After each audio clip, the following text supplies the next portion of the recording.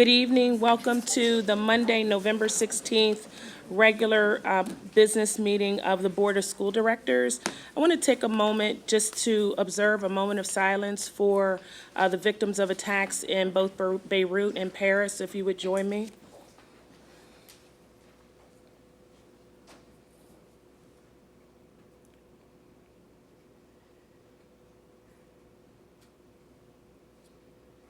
Thank you. At this time, I would like to recognize we're doing public comment, right, first? Or no? I don't see public comment. We're doing presentations first. Okay, thank you. My apologies. Okay, before I turn the meeting over to Mr. Copeland, we have one of our board members who is outgoing, Dr. Marissa Golden, and so I just want to read a brief statement on behalf of the board on Dr. Golden, if I can find it.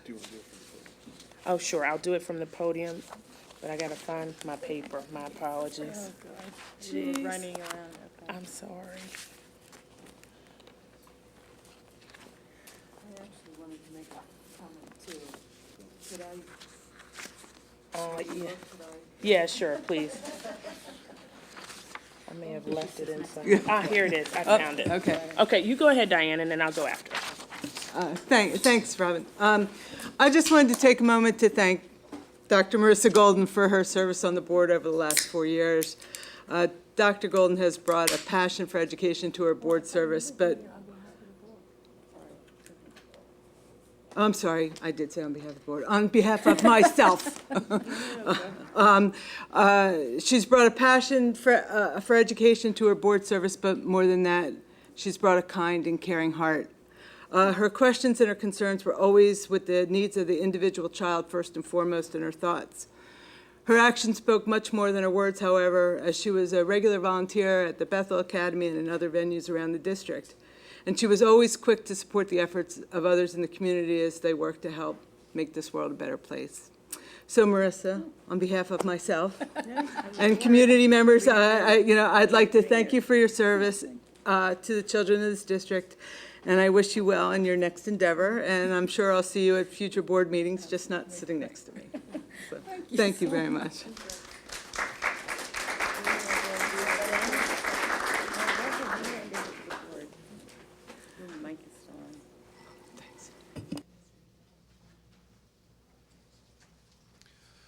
So, as we begin our meeting, I'd like to formally recognize and thank Dr. Marissa Golden, who will be concluding her service as a member of the Board of School Directors tonight.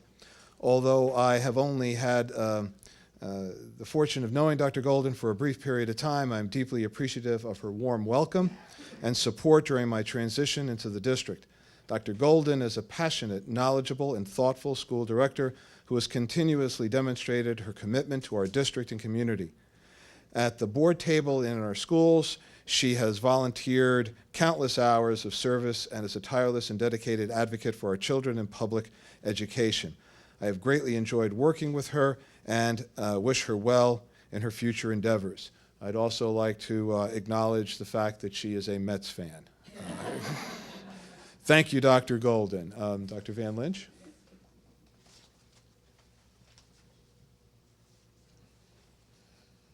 So again, Dr. Golden, on behalf of the Board of School Directors, I want to acknowledge your service this evening. Dr. Golden was elected and sworn into the board in 2011. She served as chair of the legislative committees for both the 2012 and 2013 years. As a professor of political science, her knowledge and expertise were especially an asset to this committee. In 2014, Dr. Golden served as the chair of the Human Resource Committee, as well as and chaired the Ad Hoc Legal Committee in 2015.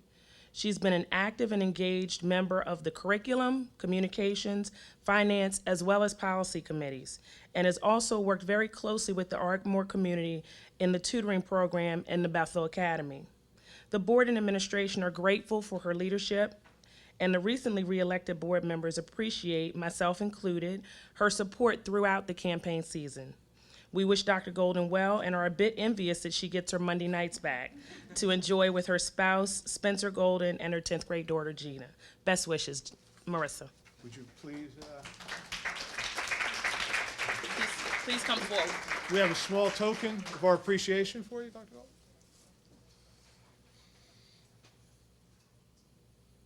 I'm just laughing because I told my daughter and husband to come not before 8:30. Should have told us. Well, now I have to go Would have back. delayed. Long presentation, it's fine. Okay. Thank you. Congrats.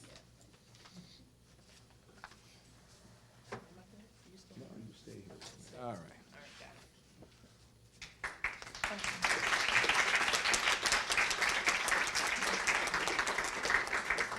We have one more recognition.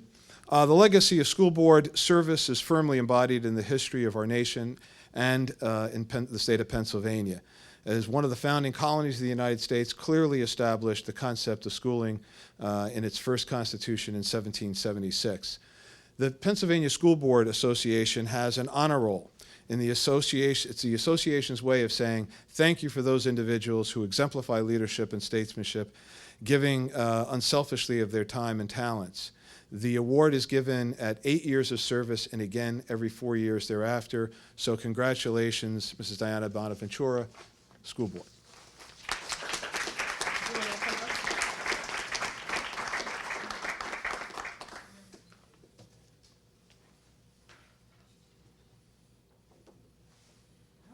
Yeah, 16 years.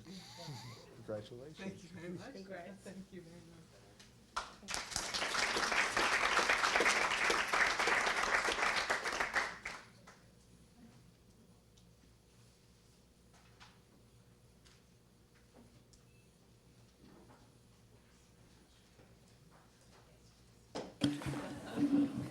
All right.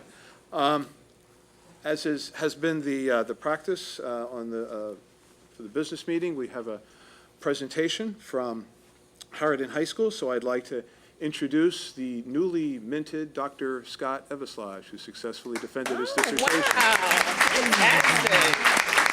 That's awesome. Thank you, Mr. Copeland, members of the board.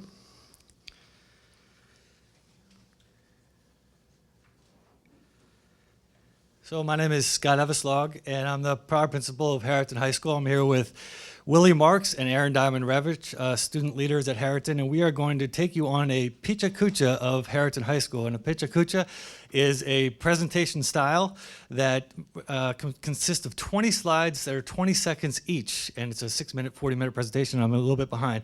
We accept learning as our fundamental purpose under the context of Young Zhao's work, Catching Up or Leading the Way, which challenges schools to bring creativity to schools beyond the standards of education. Now I'm back on schedule. It's college season here at Harridan and for students nationwide. And as you can see, it was a very busy month for our students at Harridan. 311 seniors sent out 2,231 applications, and we had 2 college fairs at Harridan within the past month, welcoming 150 schools. That's a lot of applications and a lot of letters of recommendation. I'm very pleased to announce that we had CPR training for all of our students at Harridan High School. This was made possible by a generous donation from one of our parents that allowed for our health and phys ed teachers to be trained, who in turn trained all of our students 9 through 12 through phys ed classes.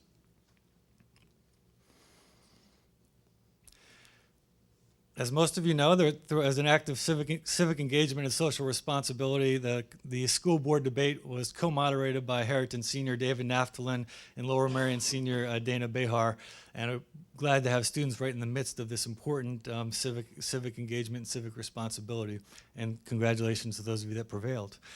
The Olveus Bullying Prevention Program has typically been in our middle schools, but has evolved to the high schools, and all of the staff at Harridan and Lower Merion has been trained in not only bully prevention to help recognize bullying, but have a systematic response on how we can support students when it comes to our attention. The National Society of Black Engineers is a group of students from Lower Merion and Harriton that went on a trip with teacher Nate Banto to Washington, D.C. to a conference and competition. This allowed students to not only network with their peers, but work with college STEM students and engineers in the field. It was a great experience for those students. Every 4 years, our music department embarks on a trip to a trip to Disney. And Disney, the happiest place on earth. I'm pleased to say that they successfully returned 100 of them. And in the spirit of things, no child was left behind. Speak Up was an event we had at Harriton last week. Students lead conversations for other students, parents, and teachers on topics that the students chose that were important to our community. So we had stress, drugs and alcohol, and self-image, and it's a great opportunity to get a perspective in a really non-judgmental environment. The food drive is going on this week. Harriton has pledged to feed 100 families within the Montgomery County area who can't afford to put food on the table for their Thanksgiving meal.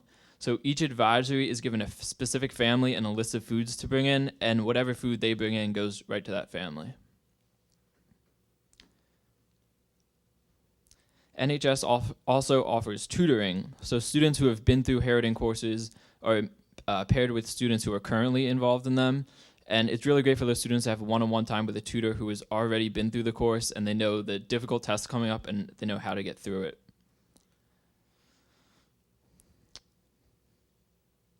The Freshman Mentor Program is a program where upperclassmen meet with freshmen once every 4 days to help navigate through the obstacles of freshman year, like midterms, finals, and getting acclimated to the school, finding their way around.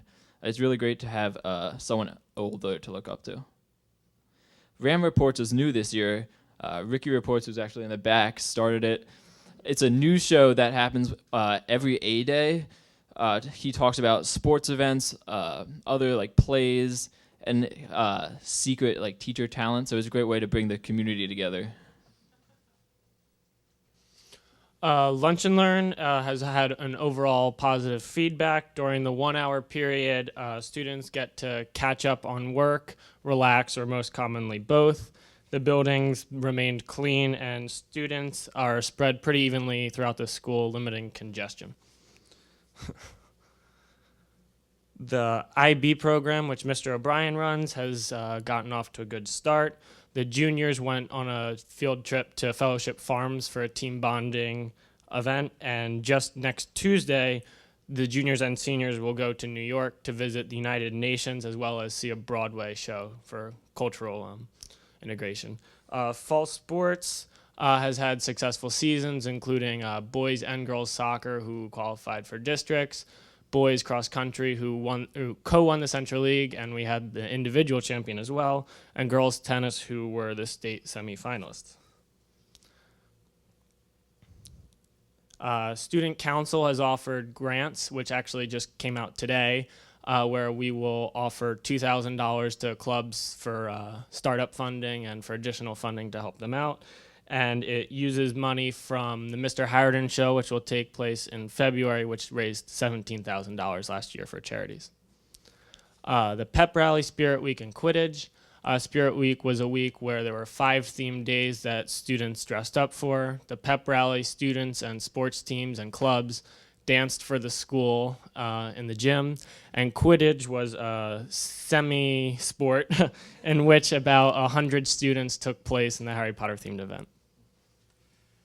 We're moving into the operational stage of the strategic plan, and I'm pleased that Willie and Aaron and other student leaders are going to be part of our pathway teams as we help work on operationalizing the strategic plan. It's an exciting time to have our students involved in this really important endeavor. We thought it was different to kind of create, to give you a quick snapshot of the kind of the breadth of Harriton in this kind of brief method of Pecha Kucha, which is a neat presentation style.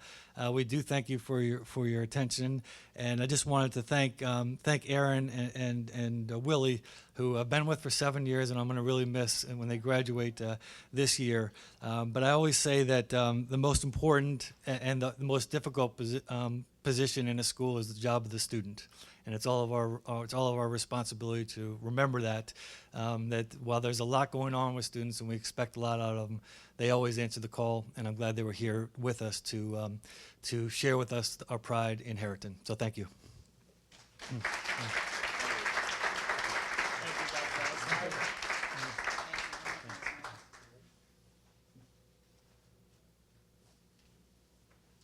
Are there any questions for Dr. Scott Everslaw? And thank you to our students as always. We really appreciate you coming out and sharing your talents with the board and administration. Sure, please. Just real quick, I had every intention, Scott, of embarrassing you about your new title. So congratulations. I know it's been an incredible journey for you and a lot of hard work, and we're all very proud of you, and I'm sure your family is too. So congratulations. Thank you very much. I appreciate it, Diane. Just a quick, again, thank you for the presentation, and thank you for running Speak Up. I went to it for the first time this year, and it really is a fabulous program, and you guys did a great job with it. Students do a great job, and it's a great community dialogue at Speak Up. It's something we're really proud of. So thank you for coming. Thanks, Scott. Congratulations to you and your school. Thank you. Thank you.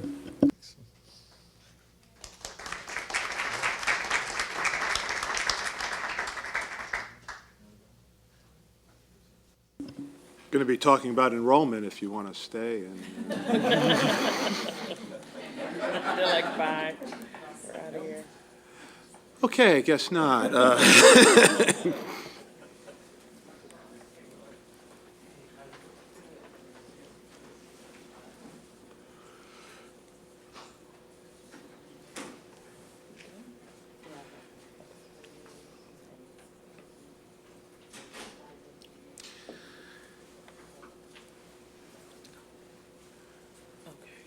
As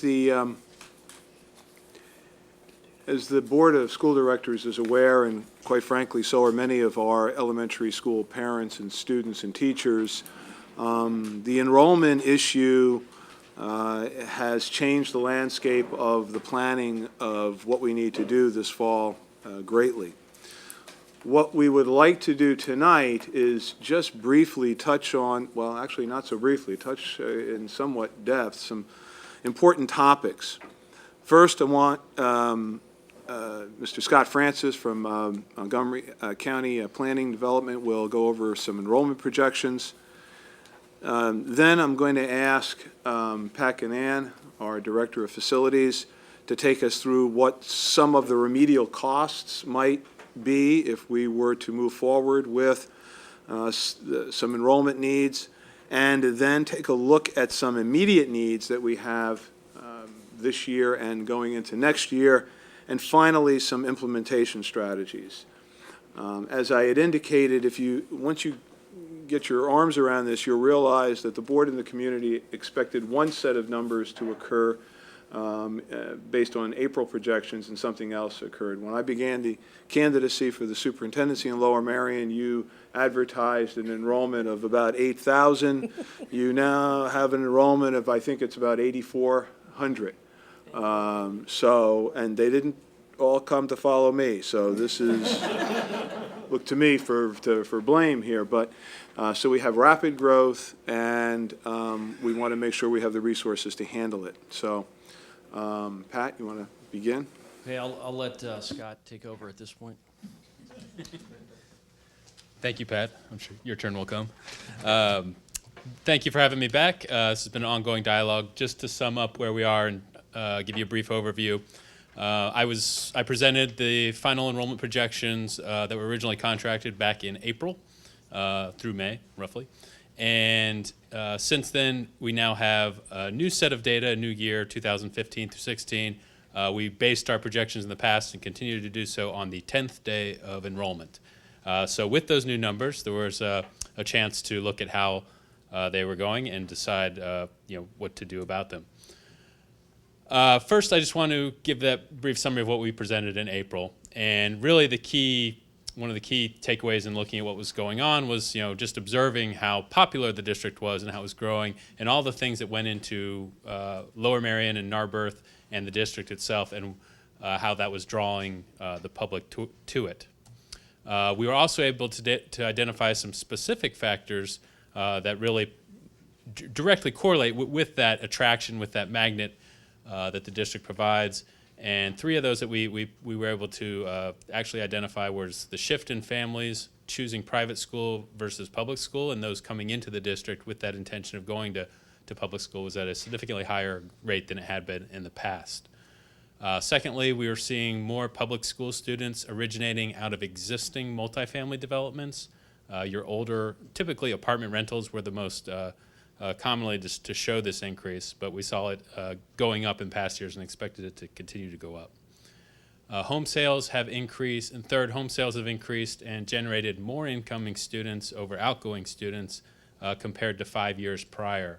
And over that time, we saw a net gain in students just as a result of transactions that were occurring. So we looked at those. Our conclusions back in April was that growth would continue. A lot of it was the recent growth that had occurred, and the district had gained about 1,000 students within the last 5 years. So those new students, especially at the younger ages, weren't going to go anywhere. So your growth is expected, just even in the short term, to continue as they go through the system. We also expected the current trends to continue, so that we could expect more growth on top of the growth that had occurred. Additionally, there are other growth factors at play. There's a lot of new construction that's going to occur, and we went through those numbers, and they're in the original report. The impact is not as significant as the surface might appear as far as the number of units. Really, the type of units limit the amount of public school children that we expect out of it, but it is a growth above and beyond what the trends indicate, so they are accounted for. In addition, the popularity, again, of multifamily apartment rentals, we assume is going to continue and expect it to, so that also adds more students. So the final, released under the recommended scenario, and we had 3 of them in the report, but what was termed option 2, which I'll refer to here, or the medium scenario, was that the district would grow by another 1,250 students over the next 10 years, and this growth was actually going to hit the high schools the hardest with over 1,000 students added.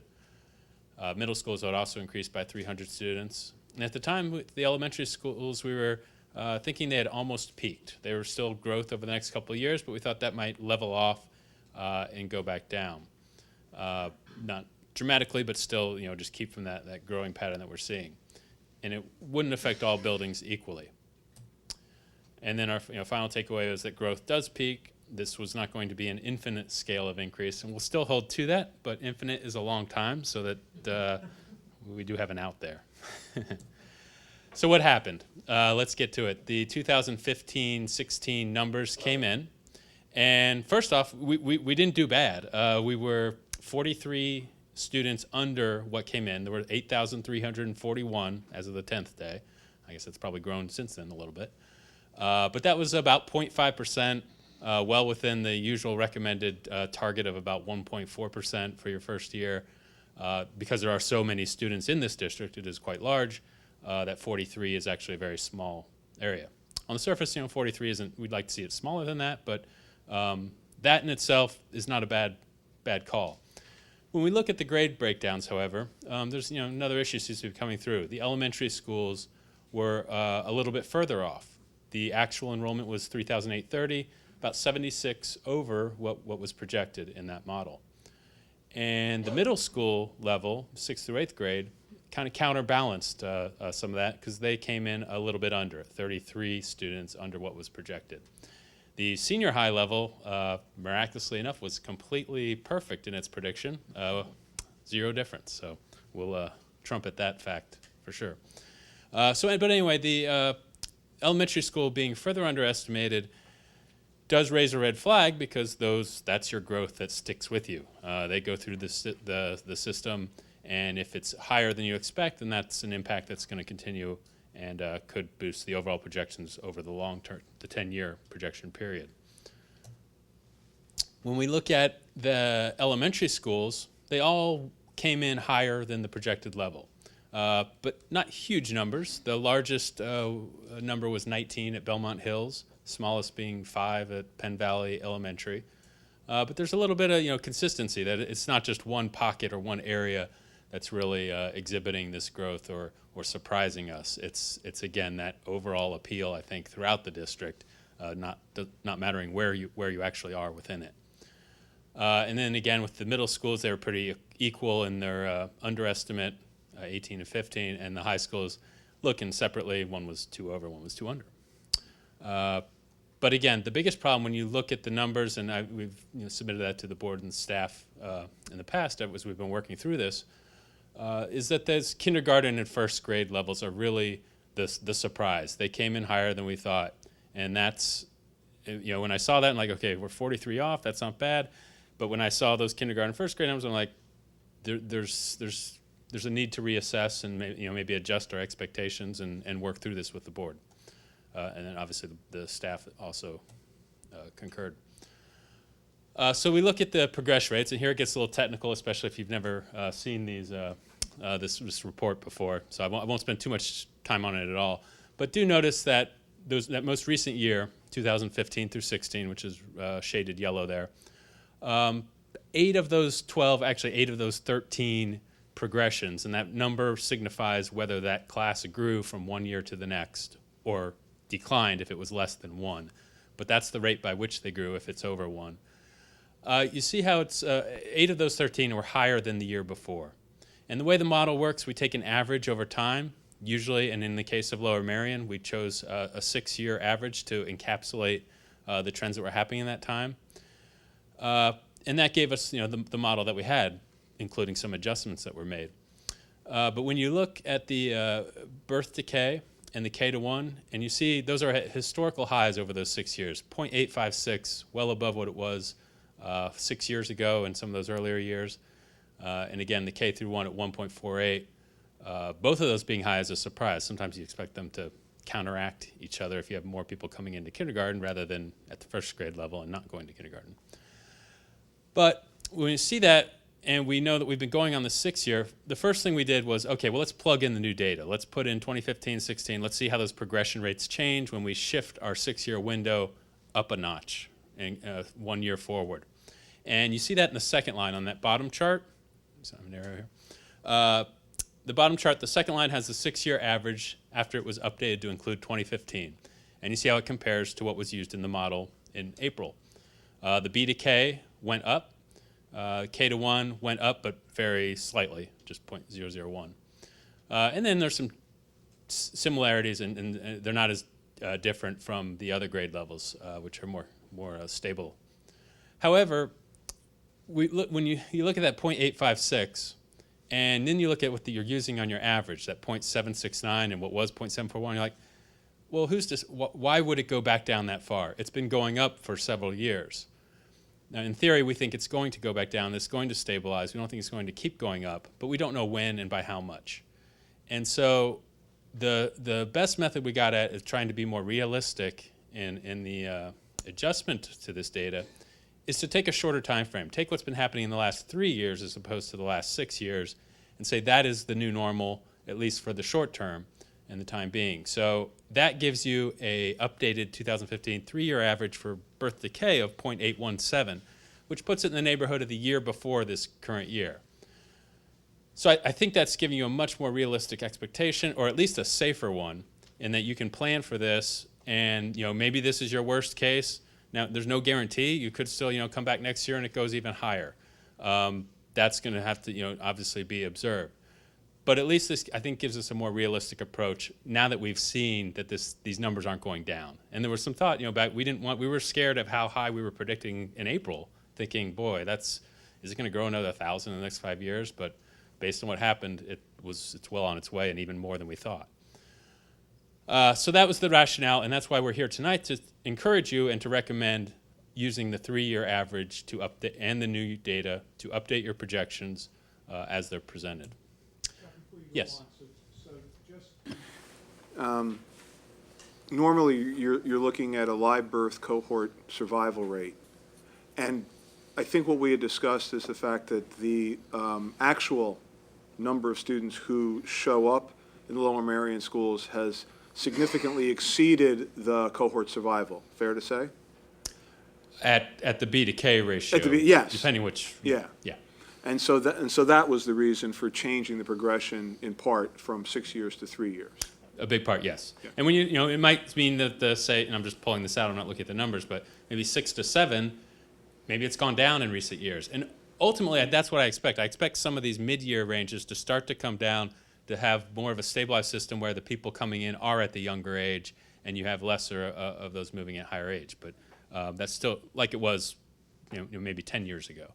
But we shall see how long that takes. So these are the results. Again, we have the original April projections. We have the updated 6-year rate projections, which bring the 10-year or what is now 9-year projection total to almost 400 more. And so that's important to note because even without changing our method of the 3 versus 6-year rates, just what happened this year caused the model to jump up another 360 by the end of the 9 years. In the 3-year projection, it goes up a little bit further, up to 1,469 over that 9 years. Can I just Yeah. ask a point of clarification? The original April projection, when you did the original projection, you gave 3 scenarios. Right. And you, at that time, wanted to go with the medium, or the middle scenario, and there was actually a higher scenario and a slightly lower scenario, and you Right. said that you were most comfortable with the middle, but would have leaned, more towards the high at that point. So these numbers are from the middle scenario, not the actual high Correct. scenario. And just to clarify again, the difference between medium and high wasn't necessarily just bumping up the high, a certain percentage. The high was based on some other factors that were Well, counted for. exactly. So And it was our feeling that those factors weren't a given, and we're saying if this happens, then this is what you could expect to be more growth, including a greater jump in So sales. do you think those factors happened? Is that? No, Oh, I don't. Okay. And actually, if you All right. So that's why the medium numbers are there. Okay. right, and that's why we adjusted those. If you look at the high, actually, they don't immediately jump out in front of the medium the first couple, year or two, because some of those effects don't take place, more gradually. I didn't mean to take us on a tangent. I was just trying That's to all right. understand where what the original numbers were. Thanks. Right. Now, if they turn out to be perfect, in 10 years, we'll say, yeah, we meant the high ones. Yeah. No. So anyway, our recommendation, again, to sum up, is that we suggest going with this 3-year progression rate updated model. And again, the safety net, and what I've encouraged the board and what I think has been, or the staff, and going back and forth, is that contingency planning is easier when you take this approach, and when you consider that the rates you're looking at, maybe it will come in a little lower. It's not guaranteed that it still can't go higher. There's no ceiling on this, but this is, I think, a safer bet. And in hindsight, we probably would have done 3 years back in April if we were willing to really think that it would grow that much. But in 1 year, it certainly did. So again, now we're at the point where staff is presenting to you different plans. But as always, we always say these should be monitored every year, as we're doing this year with the new data. I think you continue to monitor for next year as well, and the year after that, you'll probably want to do another full in-depth study and look at some of those factors that we looked at before and make sure they're, which way, if they're going the same or if there's any cause for change there.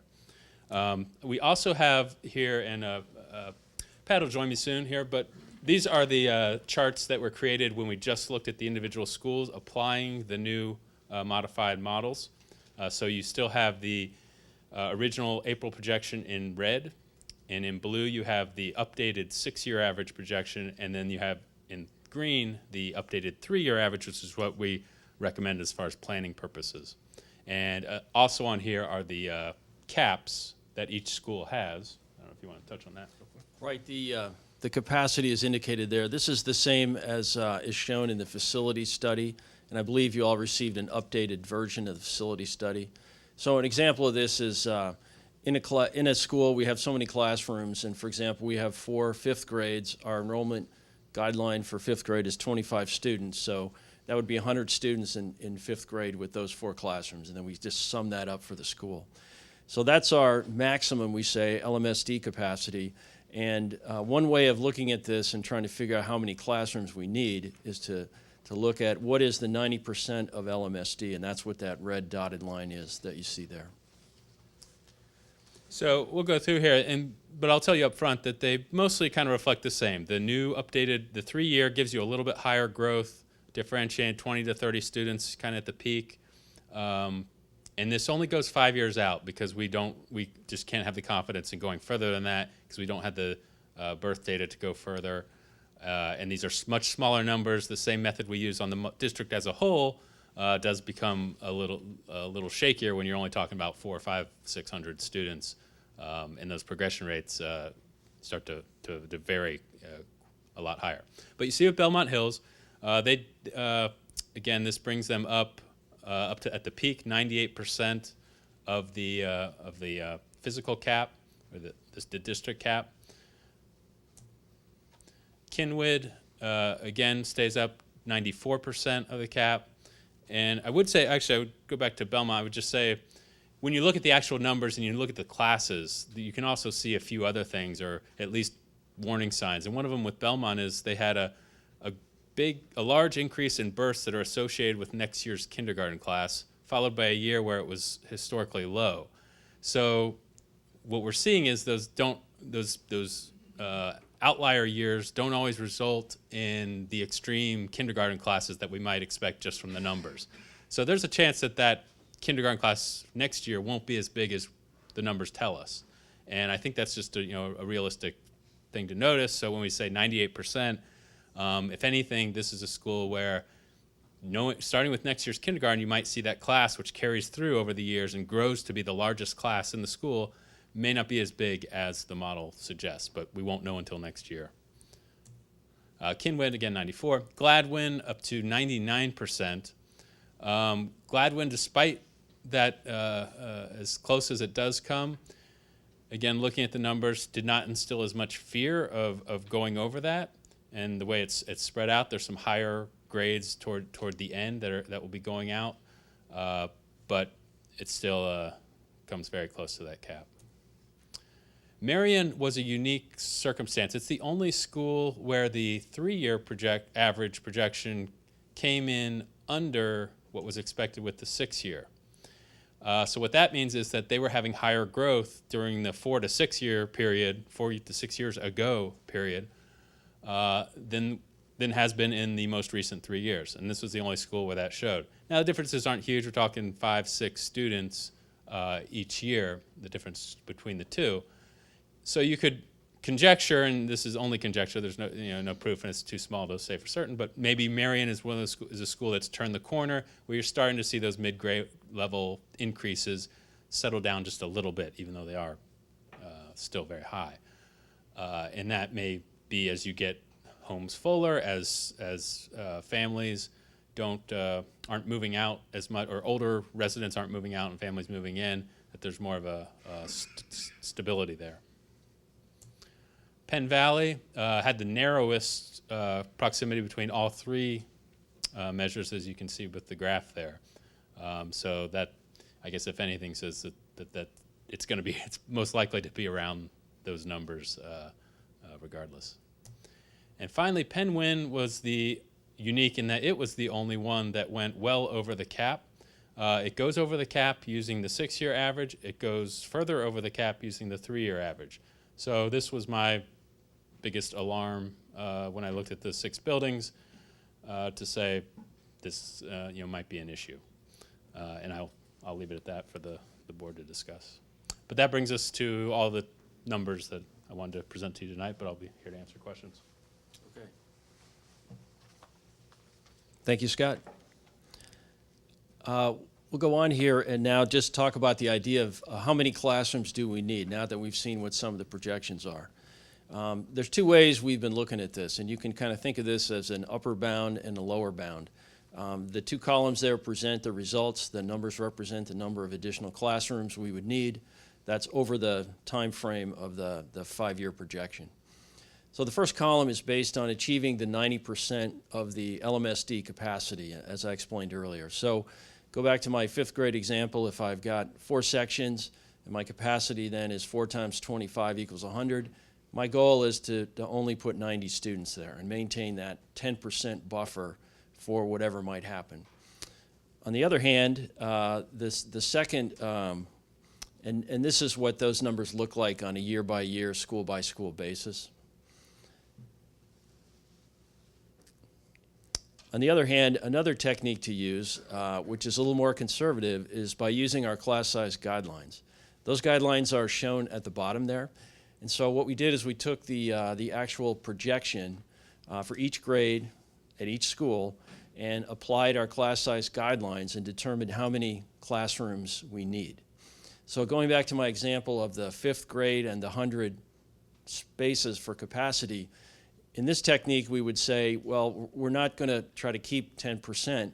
We're willing to go ahead and fill up those classrooms all the way up if necessary. So it's a little bit more conservative, so you can consider that a lower bound on the number of classrooms that we need. Before we do any of the construction issues, I would ask the board if there's any questions that they have on the data, the number, the enrollments. Everybody awake? Sure. Scott, just quickly, nationally, what's the birth rate doing nationally? Is it? It is, I don't know the exact numbers nationally. I'm pretty sure it coincides with the region. The region is just starting to go up again, and it's expected to increase. And it's the obvious reason is the millennial generation is a echo boom, its own baby boom. Right, exactly. That was what I was wondering about. Right. So we are starting to see the beginning of that, or the middle of it, or the end of it, or where are we? We on that? are starting to see it at the state and county levels. I don't know about nationally, but that's what I've heard. Okay, well, yeah, Yeah. state and county is probably more. Though I would say Lower Merion might be a little bit immune to, might not see that as much because people are coming here probably later in life than the normal township because of the cost of housing and such. Okay. At least that's my theory. And my other question is it a plus for us that so many of the new students coming in are coming in basically two grades? So they're coming in as a clump rather than 4 here, 4 here, 4. Like, if you look at the elementary school, I almost wonder if it's better that we get 20 more kids in first grade, because that's one classroom, than 5 more in 4 other grades that tip from 4 classrooms to 5 in 3 of those. It's tough to say what's better ultimately. I think it can vary from, again, where that tipping point is, and that's going to differ by grade and school. I would say, though, that you're getting both. You're not just getting growth at the young. You do have higher rates, and while I'm expecting them to come down a little, your mid-grade level rates are well above any district that we've studied in the county. Sure. Additional questions on the presentation, please? Thank you. I guess I apologize. I'm slightly confused between slides 17 and 18. As I understand, 17, far right column is how many classrooms we're going to need to get through this entire approximate 7-year for the elementary schools. And then, That's based on the class size guideline. right, that's what I guess and then slide 18. So I guess I'm trying to, So what changes between 17 Sure. and 18? I'm sorry. You see where? I don't. I apologize. Okay, so if you look at the slide that says how many classrooms do we need, side by side, you're looking at the LMSD capacity along with the class size guidelines for each school. Then the next slide takes just the 90%, shows the schools, but now shows the progression for years. So whereas the first slides had Belmont Hills, let's take the first one as LMSD capacity. It says 2, right? Yep. Then when you go here, it shows in essence where Belmont Hills, how it gets to 2. 2016, 17, you add 1. And then 2017 to 18, it's not cumulative, it stays at 2 classrooms. So it shows how you get to it, the years that it gets to it. And then the next slide does the same thing, but with the class size guidelines. Thank you. Can I just follow up on that with a clarification? Because if you use the more conservative estimate, which is based on the class size guidelines, obviously, if you use those guidelines and then you have additional students, you're increasing class size. You don't have an option at that point because you don't have any more room. If you were to expand on with those assumptions, that's correct. I just want, okay, thank you.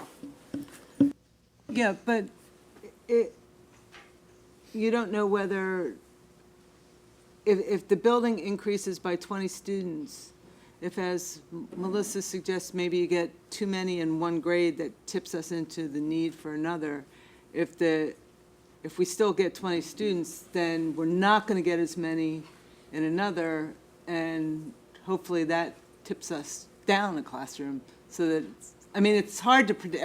It's impossible to know, but it's possible that it could. It is. I think that, as I understand the way Pat constructed this, if you use the class size guidelines, there's an expectation that you're able to move all the enrollments very close to that guideline. Whereas if you use the percentage, it actually gives you a little bit more flexibility. And if I could quote the former business manager, Scott Schaefer, he used to say, students don't come in neat little packages. So you're right. If the group coming in next year is just a little bit higher, it could tip you over. So we'll talk a little bit more about that in a minute. Meanwhile, I just want to... Clarification. You're counting classrooms as currently configured, correct? So all the adjustments that were made over the past few years to That is split correct. rooms, It's all been updated all based on concepts. what was done this summer. Additional questions? Okay, thank you. Please, Pat. Oh, Mr. Copeland? Oh, you no, have we got something? more. We got more. Okay, I see your finger on the mic.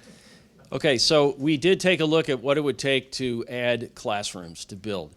And this is just a summary. You can see that for each one of these things, we looked, each location, we looked at different options. Some were to just add temporary classrooms. Some were to add temporary classrooms with the intent of building permanent. In some cases, depending on what the numbers are, we may actually be able to squeak by without anything.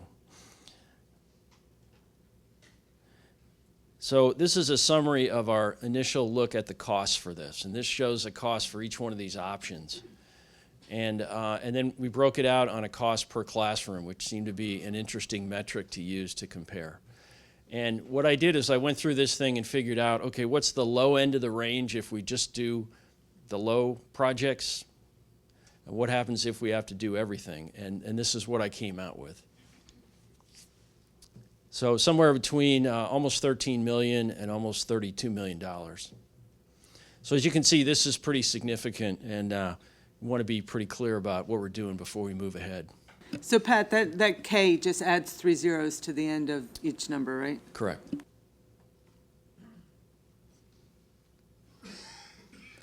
We also looked at the kindergarten center option that we've talked about in the past. And again, this would be where we would take all the kindergarten classes out of the 6 elementaries and consolidate them into one building. It would have to be a building with 16 classrooms. This would be, again, for half-day kindergarten, so it would allow us to have 32 sections of kindergarten. Today we have 27 sections of kindergarten.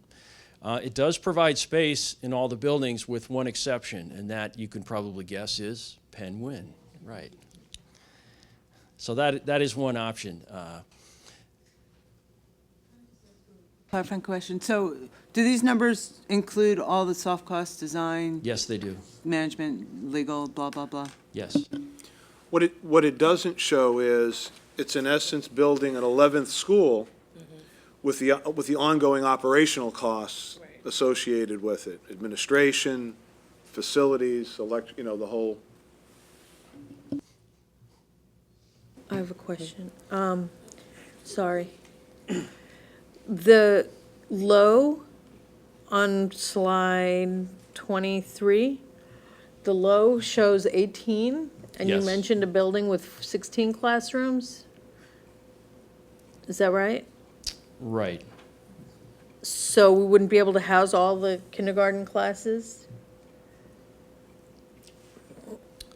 What I said is if you were to take those kindergarten classrooms out of the schools Yes. and look at it on a school-by-school basis, which I did do based on the class size guideline analysis, it does give you the space you need in every school, with the exception of Penn Win. Right. What I'm trying to figure out is this low here, 6 elementary schools in Welsh Valley. We need number of classrooms, 18. Is that right? Yeah, that's based on me going through and looking school by school to figure out, and making a judgment call on whether we could squeak by without having to build anything at certain schools. So I'm not sure there's a direct correlation between that and the kindergarten center.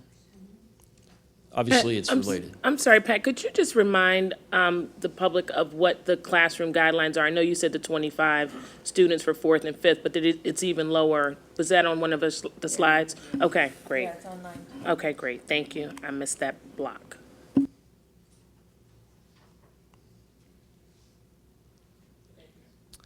So this is what we propose as a timeline to try to deal with coming to grips with this. This has been, as the superintendent alluded to and Scott Shirley pointed out with his numbers, very rapid and somewhat unexpected growth. We knew that this was going to happen, but we thought we had a couple of years for this to unravel, and it's upon us right now. So we're really looking for developing near-term strategies that would get us through next school year, that would give us some time to then conduct a detailed review of the alternatives, develop a more in-depth plan, present it to the board, have an opportunity to present it to the community for their review and comment before we commit to any major building projects. What we do know, however, is that at Penn Win we have a problem. And we're pretty sure that we need to get some temporary classrooms in at Penn Win this summer so that they're in place for September of 2016. So we have developed some concepts on that, and we are also looking at the requirement for eventual permanent classrooms at Penn Win. And this goes back to the fact that over time you saw the requirement at Penn Win, it's 1 extra classroom next year, but as the years go on, it's then I need 3, then I need 4. So to us, that seemed like a good candidate to look at some permanent solutions. And then, of course, to get us from here to there, we would look at some alternate strategies, again, for short term to more time to do more detailed planning. So these were 2 options we looked at Penn Win, and both of them involve bringing in temporary classrooms to use while we're constructing. They would be used for a combination of accommodating the increase in the enrollment as well as swing space that's necessary to do the construction. This is a picture of the Penn Win site. On the right-hand side is Haverford Road. And at the top of the screen there is the teacher parking lot. And so you can see that we've located the temporary classrooms on the opposite side of the building, unfortunately having to take up part of the playground area, but we've moved it as close to the edge of the playground area as we possibly can. And the students would go back and forth, similar to what we've done at Gladwin in our last set of projects. The actual addition, however, under this alternative is over here on this side of the building.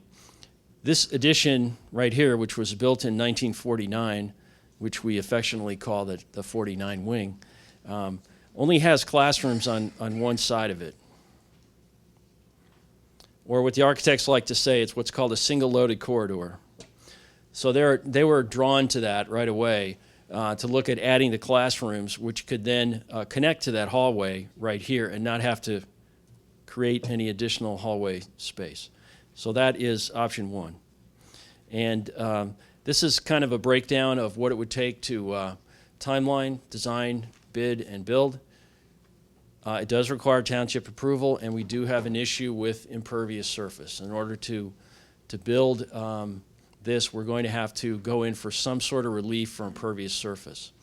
In addition, we're also going to have to go back and look in detail at core space. In other words, do we need some kind of additional space over and above the cafeteria/gymnasium because we now have all these extra students, and we may have to incorporate that into the design as well.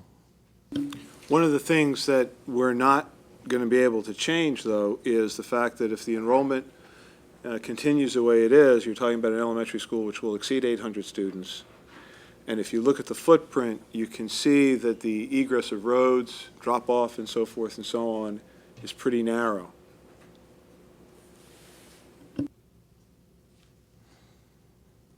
So here's our second option we looked at, and again, temporary classrooms in the same location, and additional classrooms located again up next to the building, next to where the single-loaded corridor is.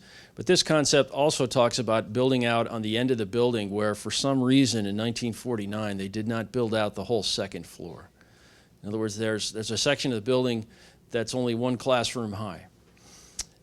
So like most things, there's no free lunch out there. And it turns out we do have all the drawings from back then, and the structure would not support it. So it would require additional engineering effort to put some additional supports in place. And so because of that, it's going to be significantly more expensive. In fact, it was so expensive, I couldn't get Damien to put a number on it. He had to put a range on it.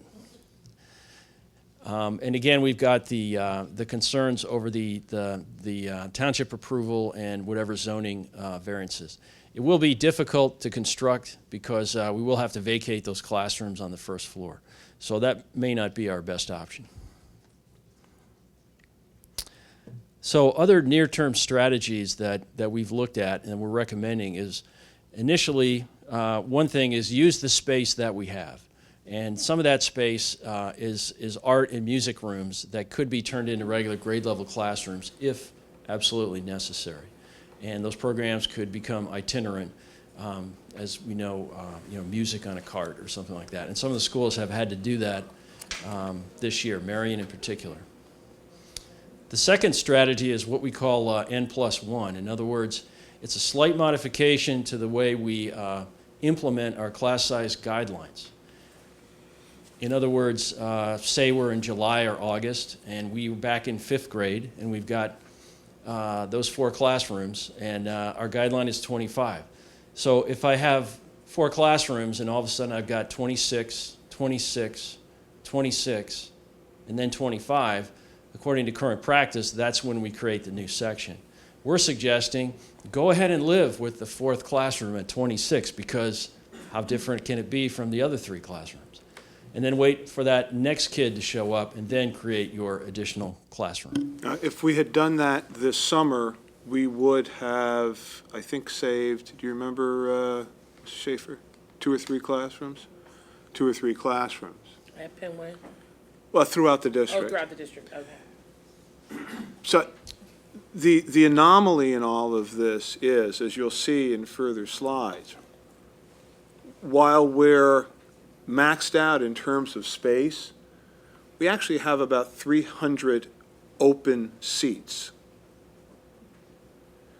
And you'll see that what happens is, so let's take his scenario. So you've got, it's 25 in the 5th grade, so you go 26, 26, 26. When the next kid comes, we would open a class. When you do that, you've lowered the class sizes now well below, which opens up free space. But you can't use it because the kids aren't in that school. So what a number of districts have done is used the concept of a partner school policy. That means if somebody moves in late, they wouldn't automatically stay in that school. They would have enrollment in a partner school or a school nearby. Now, initially, everybody is upset by that, and I certainly understand that. You want people to move into a community to be able to go in the neighborhood school. But if you look at it a little bit differently, because of a small number of students who move in, everybody's losing an art space. Everybody's losing, and you're not maximizing the space.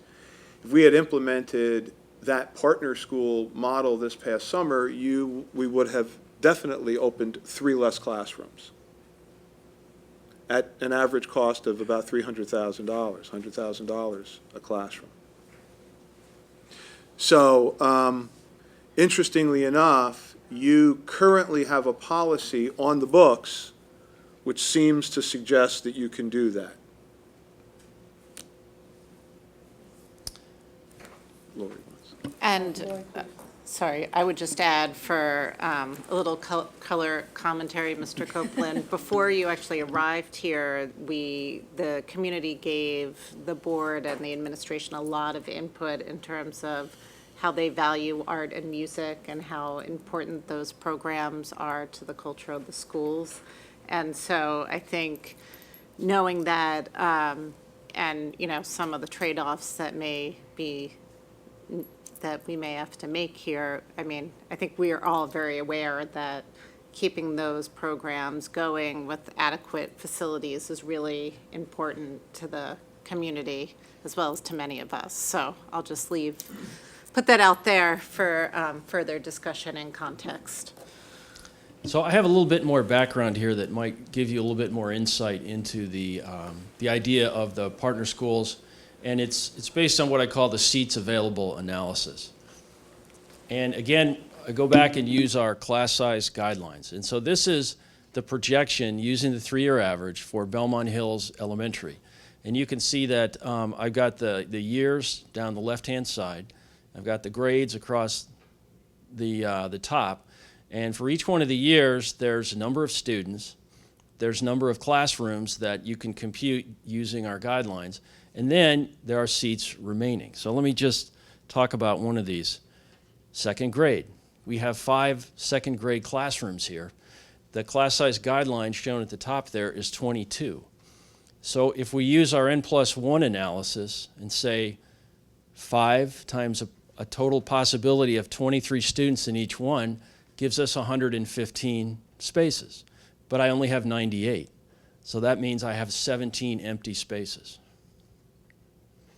And there's our 17, and you can do that for all the grades and come out with a total for each school for the whole year based on that.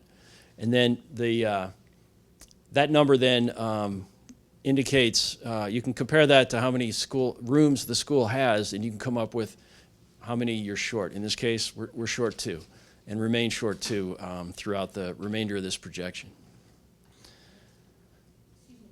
Pat, could you just do that one more time? Sure. You lost me. Sure. This goes back to the whole idea that we want to make sure that our classes remain small size. So in second grade, we say our class size guideline is 22, Okay. all right? Because of the way our practice is and what we suggest modifying it slightly, we could live at as many as 23 in each classroom before we add another section, which would then decrease the average class size. So if I have 5 classrooms, and I could theoretically put 23 in each of those 5 classrooms, I could theoretically have 115 students in second grade. But I only have 98. And I have my 5 classrooms. So I have 17 spaces in those 5 classrooms that could be filled if the students came in those nice little packages.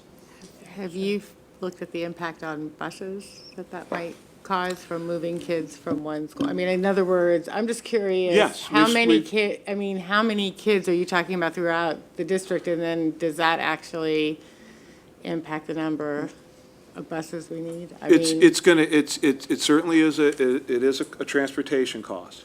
The transportation cost, and that's one of the decisions, at least in the past, that I've made. You look at it and you say, well, what's the cost of adding a class compared to the cost of transportation? So it's on an individual, as it happens basis. I've never had a situation where the transportation cost exceeded the cost of opening the class. What I asked Mr. Klein and the elementary principals to do was to get together and see how this would work, and they actually partnered the schools around feeder patterns.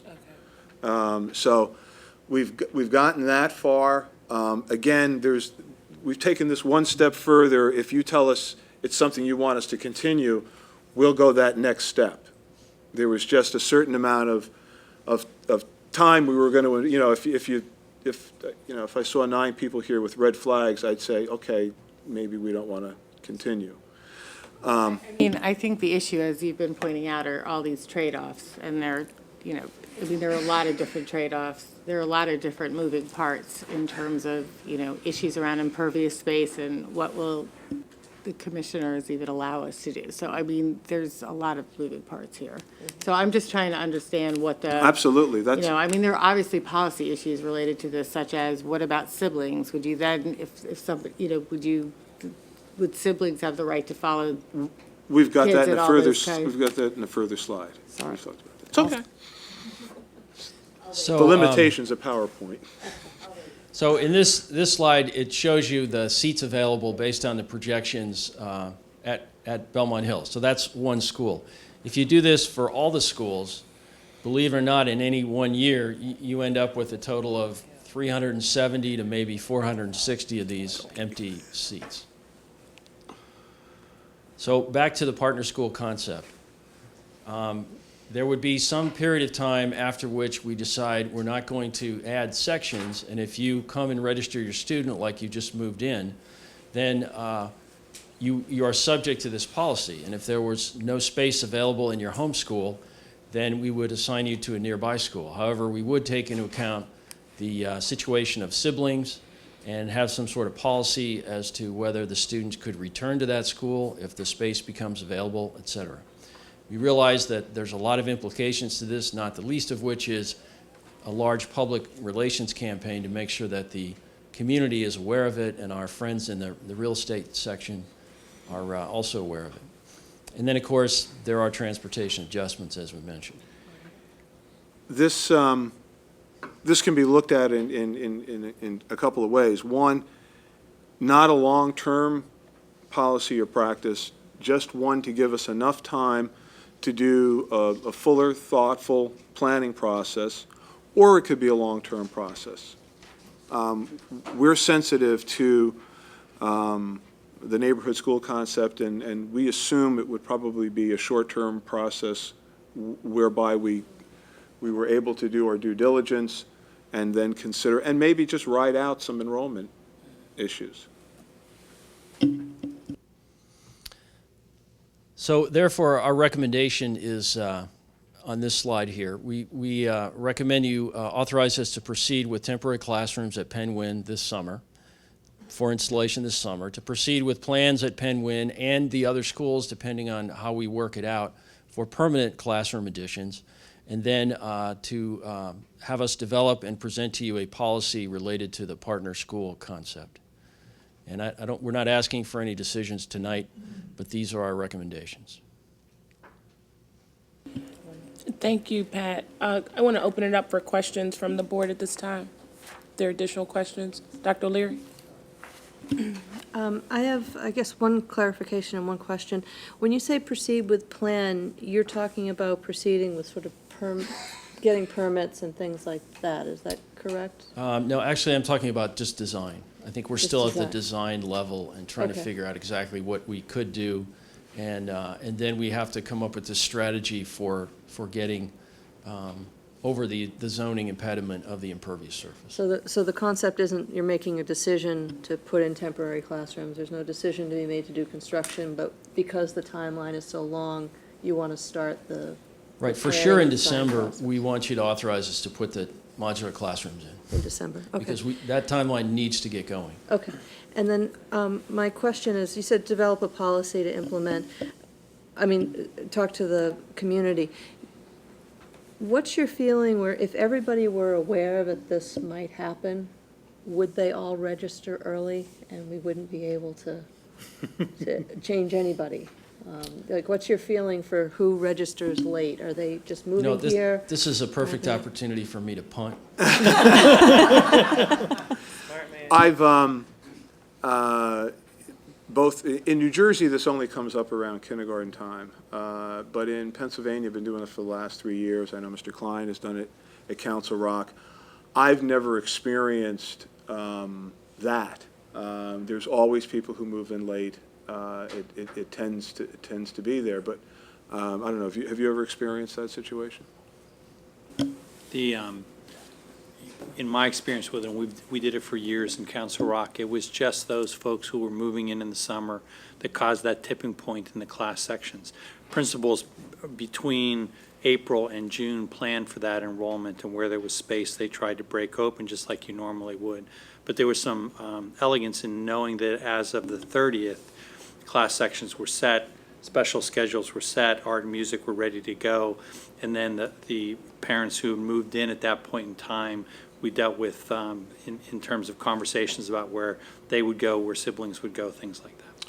We've often, I think maybe sometimes in late June or early July, if somebody's moving in, you might say, I've got your paperwork, you're registered, we've got a spot for you. We can't tell you where that is until later on in the summer.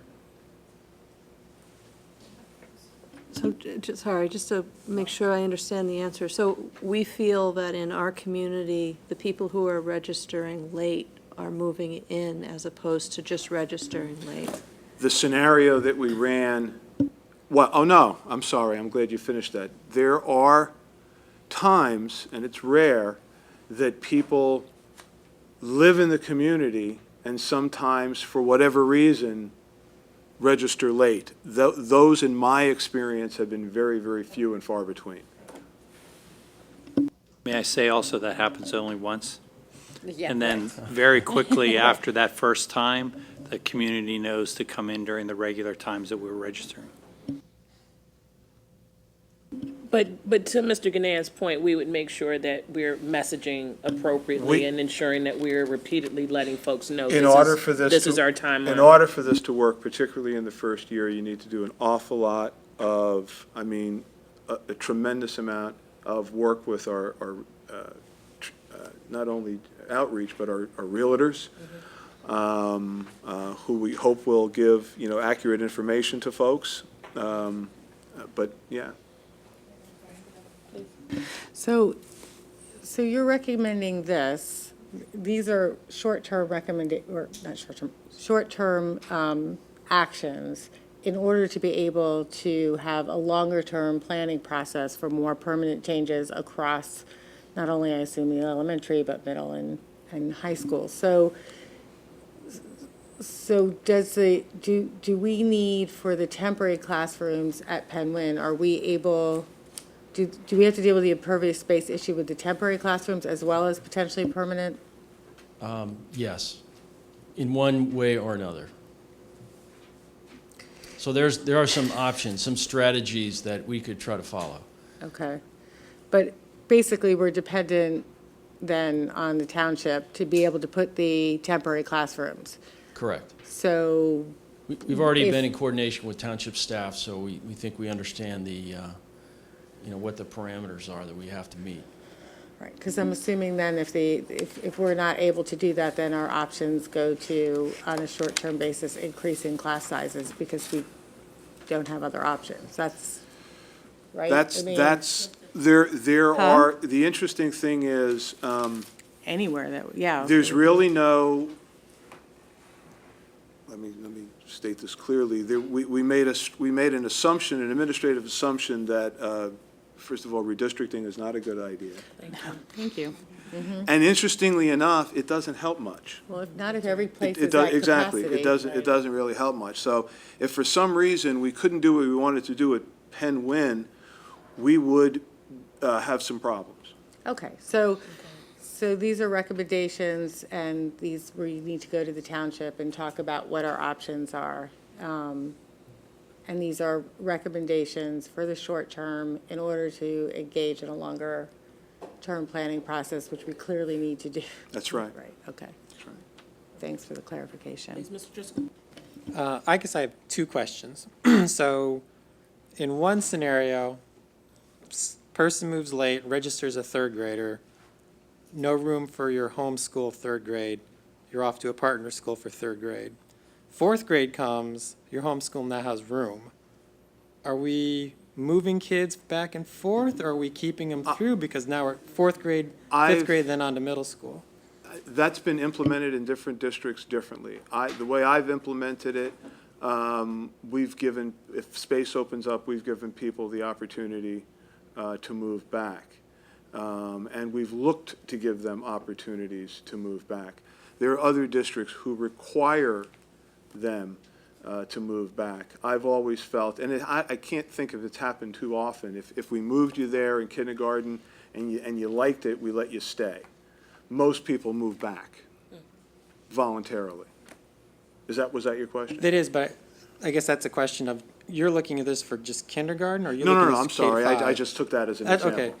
And then my second question is on the busing. From everything we've discussed, I've got to be honest with you, I'm not sure where we're going to find time to get a kid in one neighborhood over, even to an adjacent neighborhood, let alone the next neighborhood over.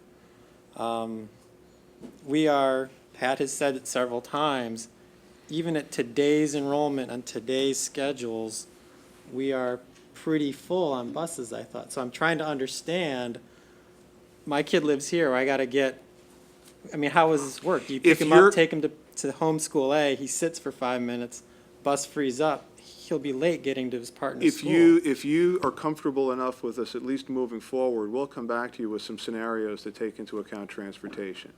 Again, my experience is we've been able to do it. My I know. experience with busing is nowhere near as rosy. I'm not gonna argue with you on that. You win that. I'm done. I'm sorry, I just want to clarify one more thing, is when are you looking for decisions on this, in December? Is that what you're saying? What we're looking for is a go-ahead in December on the Penn-Win temporary classrooms. We would like some indication as to whether you want us to continue to look at the partner schooling situation and formulate strategies. You would then have to take a look at the existing policy to see if you felt that that policy sufficed, or if you needed a more explicit policy around partner schooling. So, Mr. Copeland, just for clarification, we would need to, I guess, elevate that particular policy in the policy committee under Ms. Robinson's chairmanship? Yes, there's currently a policy which seems to take this scenario into consideration, and it says the superintendent can make enrollment decisions to keep class sizes where they need to be. And the way I read it, you've got an existing policy which covers it, but I would want some explicit sense from the board that that in fact is your interpretation of what that policy language means.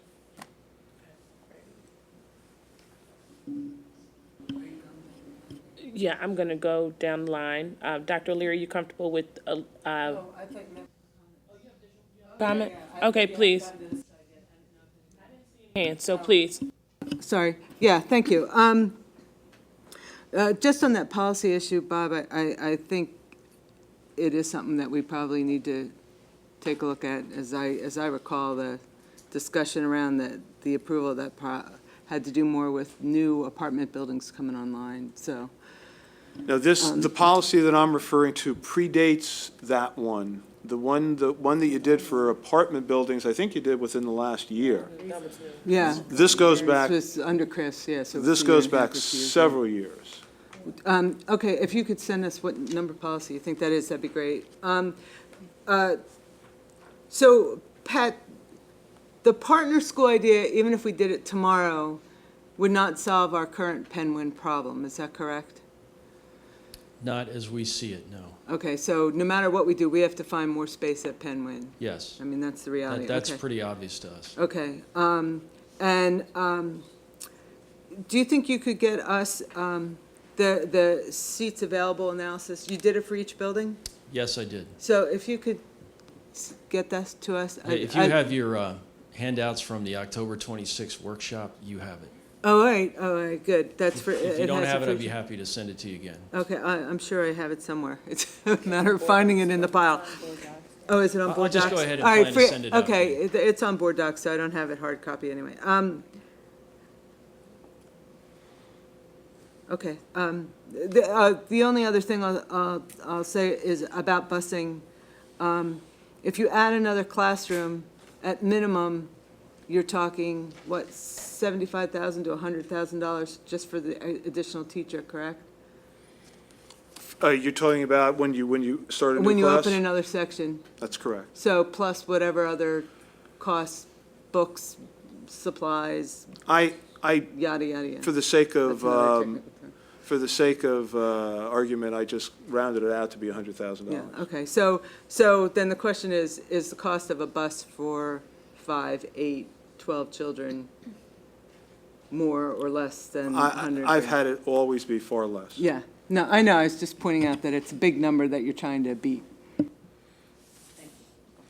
Let me just, and I'll send it to the board. It's policy 206. Okay, thank you. Oh, thank you. And it's, the sentence, it follows attendance area exceptions. Pupils may attend a school other than the school which serves the area of the district in which they reside for the following reasons. It lists 1, 2, 3, and then the fourth reason says, at the discretion of the superintendent to maintain equality in class sizes. Now, one might read that to mean someone came, they asked if they could go to another school, and the superintendent said yes because it helped class sizes. Someone else could read that and say, we knew Copeland wanted to do this, and we've written this policy in ahead of time. But it's not declarative enough for me to feel that you might not want to put something more specific in writing. Right. Well, I think that the issue is whether or not this is something we want to have you look into as a possibility, and if it's something we want to do, then we can write the policy or the ARs to a policy to make sure that we deal with the issues around siblings and going back and forth and all those kinds of issues. But I think the broader question really is, I'm still not, the Penguin, we have to do the temporary classrooms, that's clear. So that's, assuming that's done, we also need the partner school concept for all the other schools in order to be able to engage in a long-term process. I'm just trying to understand Yes. what's driving, those are not the same, those solutions are not, One doesn't fix the other. got it, thank you. Dr. Just- Golden?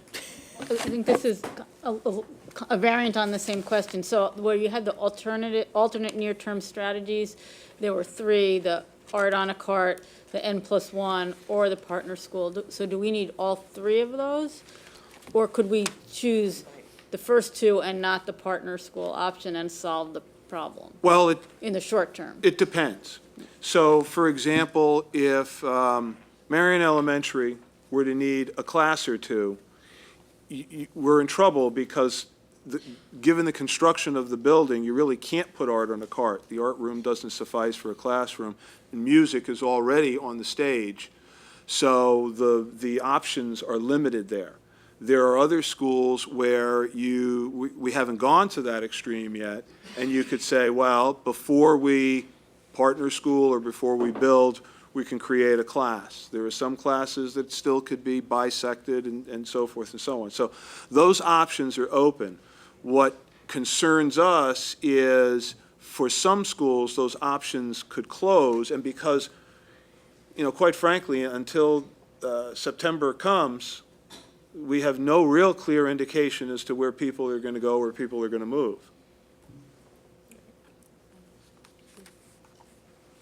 Any additional questions? I'm sorry, I do have one more. I apologize. Sure, no apologies needed. Is it, I'm going to defer to the educators here. I think the reasons we keep class size small is mostly class management issues, maybe some instructional. Should we consider, or is it even possible to add some form of, if classes get N+1, N+2, N+3, common size will be a problem, but do we add maybe some form of an aide or an assistant teacher or something to help manage a larger class than we would otherwise like to have? We do that right now. So when the ends fall below the class size guidelines prior to that letter going out and assigning the class, if there's an anomaly that takes place after that, we've not broken the class up once the year has started, and we do use instructional assistants to help reduce and provide support for kids. But that's not something, it sounds like that's not something you go through the summer into the September with. It's something you do after. It's a last ditch effort, yeah. So the administration needs from the board at this time the approval to move forward with additional research around Just a the sense, partner schooling process? just a sense that this is something you'd like us to pursue. Okay. Dr. O'Leary, comfortable, yes, no? Yeah, that's fine. Could we also get the price of the temporary temporary classrooms before next month? Was that in the plans as well, Pat? I thought that was in the ones from last time. I don't think it was on one of the Was it? slides, Okay. but Okay, that, we're yeah. talking Yeah. six to We'll eight make sure. hundred thousand dollars to put it in place over the time frame we're talking about. If it is going to be there to support permanent construction, it'll be there at least 2 years. Yeah, I'm comfortable. with Okay, great, recommendations. thank you. Mr. Driscoll? I mean, as long as we're looking at all options, I'm fine. I'm still curious about, should we do an N+2 plus an aide as an option 4 on slide 30? If you don't like it, that's fine, but I'm curious why we wouldn't do it or explore it. But just to your point, Ben, I think we still get into the issue around core facilities. So if we're, exponentially increasing numbers, the N+1 has typically been done. I don't know that we've necessarily explored what it might look like going far beyond that, even with an aid. I totally agree, but I'm just more curious of, my impression, but I could be wrong, is the partner school is we're gonna meet some resistance, and I'd like to know all options. Sure, And I think that people are gonna ask us, sure, that's fair. why can't you have 2 extra kids plus an aide? I don't want my kid, and I think, I'm gonna be honest with you, if we've got to bus a kid, 3 to 4 miles, which isn't a lot in mileage, but in this township, it takes 15, 20 minutes, depending on lights and time. I'm concerned. Okay, that's fair. Ms. Robinson? I'm okay with looking at this further. Thank you. Ms. Pollard? I'm okay with looking at it further, and also to Mr. Driscoll's point, one of the things that was mentioned is that in our research, we're going to the community. And so I think many of us have been through that, you said that R word. Which I was hoping we wouldn't have to refer to that, but it's. You'll remember I said it wouldn't work. And that's right. Okay. Right, I like that. But also, in doing this and going to the community, we save a lot of hardship and hard feelings while we're doing this research, rather than making a decision and then having to go back and look at things. So. Okay, thank you, Ms. Pollard. I'm comfortable with moving forward. Dr. Gilbert? Yeah, I'm comfortable with looking into it more. I would like more information, and I would like to have some options to be able to present it to the community around. I'd like a better sense of which schools, I know some schools have already moved to, art on the cart, or did for a period of time. They've been using cafeteria, for music. I know that's already been happening in some places, so I would just be, as part of doing the research, I'd like some more information, school by school, on what's going on. And I know you've provided all of this before in the facilities updates, but just having it in one place to look at would be helpful, I think. Thanks. I'm sorry. Mr. Bonaventura? Yeah, I'm comfortable. Okay, great, thank you. Dr. Golden? Exploring seems fine. If were this to come to pass, that we did a partner school scenario, I'd want to monitor what students are the ones who enter in the summer, especially socioeconomically, that if it ends up disproportionately impacting low-income families who move here as renters, and they're the ones who are not being able to attend their home school. It's just something to evaluate, should this come to pass. Yeah, thanks for bringing that up, important point. Ms. Ackman? I'm comfortable with further exploration. I just also wanted to say, I think expanding class size is a slippery slope, and I strongly support our current policy on class size. I think it does really enhance the educational environment for our kids. And so I understand there's hard choices, but I feel pretty strongly about that aspect. Okay, well said. I want to thank the administration, because we have thrust this upon you, Mr. Copeland, upon your entrance. We didn't quite tell you where we were with enrollment, and now it grows and grows and grows. So I want to formally thank you and thank Mr. Ganan and the team for putting these important conversations on the table for both the board and the public.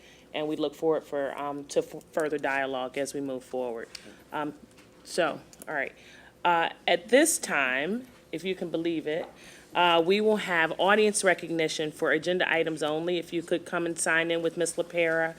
There is a 3-minute limit. Please let us know your name and from what part of the township you reside.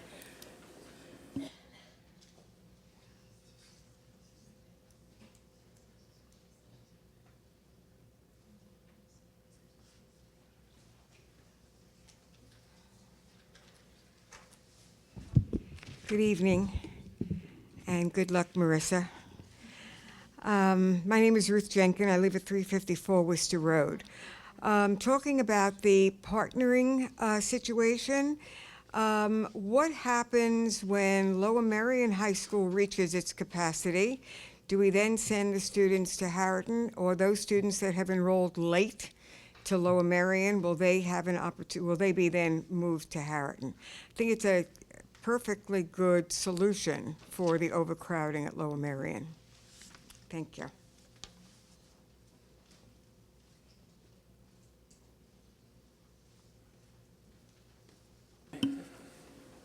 Next speaker, Mr. Golden. Good evening. My name is Spencer Golden. I live in Marion Station. Typical for me, I showed up late and missed my wife's recognition, but I'm going to assume that counts as an agenda item. So I just wanted to say that I just want to say a few words about Marissa's time on the board. As anyone who served on the board, everyone in front of me knows, it's a huge commitment of time, effort, and often frustration. You don't get paid, you don't get famous, you don't often receive kudos even. But what you do get is a chance to channel your experience, your beliefs, and your passion towards one of life's most important goals, the education not only of your own children, but of the entire community's children. Marissa is intensely passionate about doing everything in her power to enable every child in the district to reach their full potential, and equally importantly, to become the best person they can possibly be. At Haverford College, where I work, we call this a commitment to intellectual and personal growth. At Lower Merion High School, Mr. Hughes calls it character.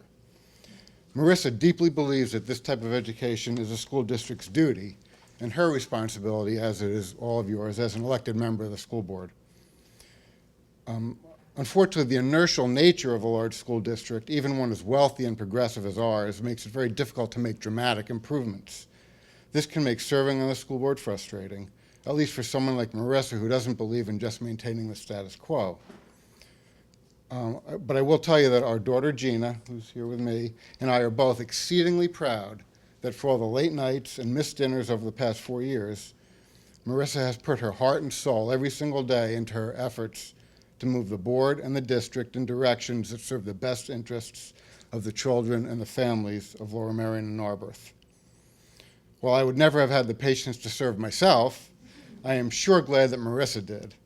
So I'll simply end by thanking Marissa for her heartfelt service to our schools and our children. Thank you.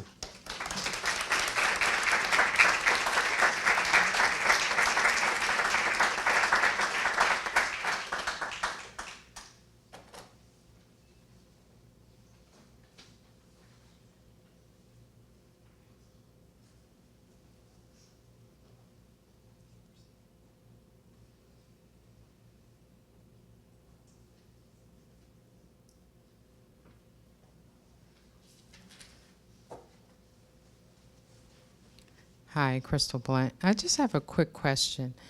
And I was late, so I don't know if it was answered or not. But the property that they bought near Welsh Valley, that synagogue, are they going to be using that property for anything? Could it be a kindergarten center? Could it be used to expand extra rooms for somewhere else or in a district or anything like that? I was just wondering. It was a church, not a synagogue. I'm sorry, church, whatever, synagogue. The, St. Justice Church, sorry, synagogue. Mr. Ganan, when he spoke about the kindergarten center, he was referring to the property at adjacent to Welsh Valley. Oh, okay. All right, thanks. Next speaker. might be too short for this. My name is Leah Howard, and I am, I live in Penwyn. I'm just going to do this because short people have rights. And I live in Penwyn. I have a child in middle school, a child at Penwyn Elementary, and an 18-month-old who I hope Penwyn gets figured out before she's there. I am following up, not as eloquently as Spencer, but to thank Marissa for her service here. Marissa is a political scientist. I am too. So it's with particular respect that I address her as a public servant as well as a scholar. I know we are very critical in political science of systems and bureaucracies and how things work, and her ability to get some skin in the game is something I emulate and am inspired by. I'm equally inspired. My husband is African American. I'm saying that with pride, not. And I am white, and her attention to my just questions sometimes as a biracial family, shared by Robin Van Lynch and others, I've really, really appreciated that. So thank you for not only your disciplinary excellence as a fellow political scientist, but also your interpersonal care for someone with some issues of her own to figure out. So thank you. Thank you, Leah. Okay, seeing no other public comment, I'd like to move to recognizing our American Education Week proclamation.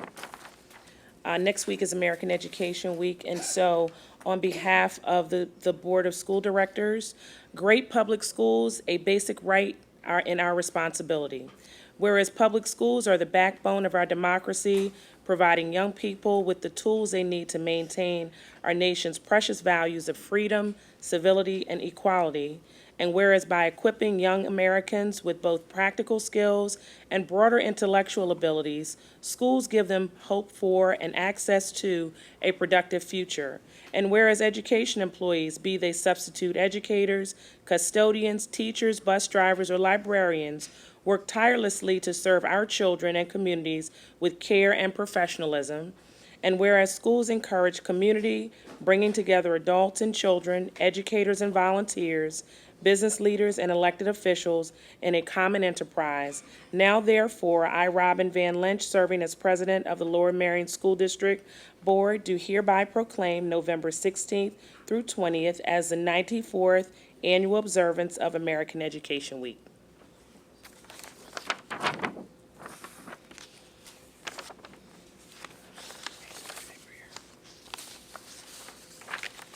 Okay, so now we will move to approving the minutes from the following Board of School Directors meetings.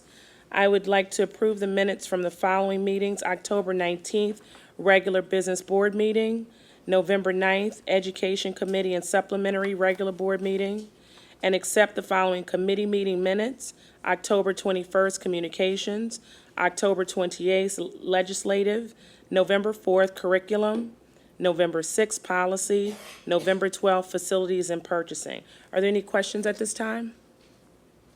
Is there a motion to approve? I so move. Is there a second? All in favor, say aye.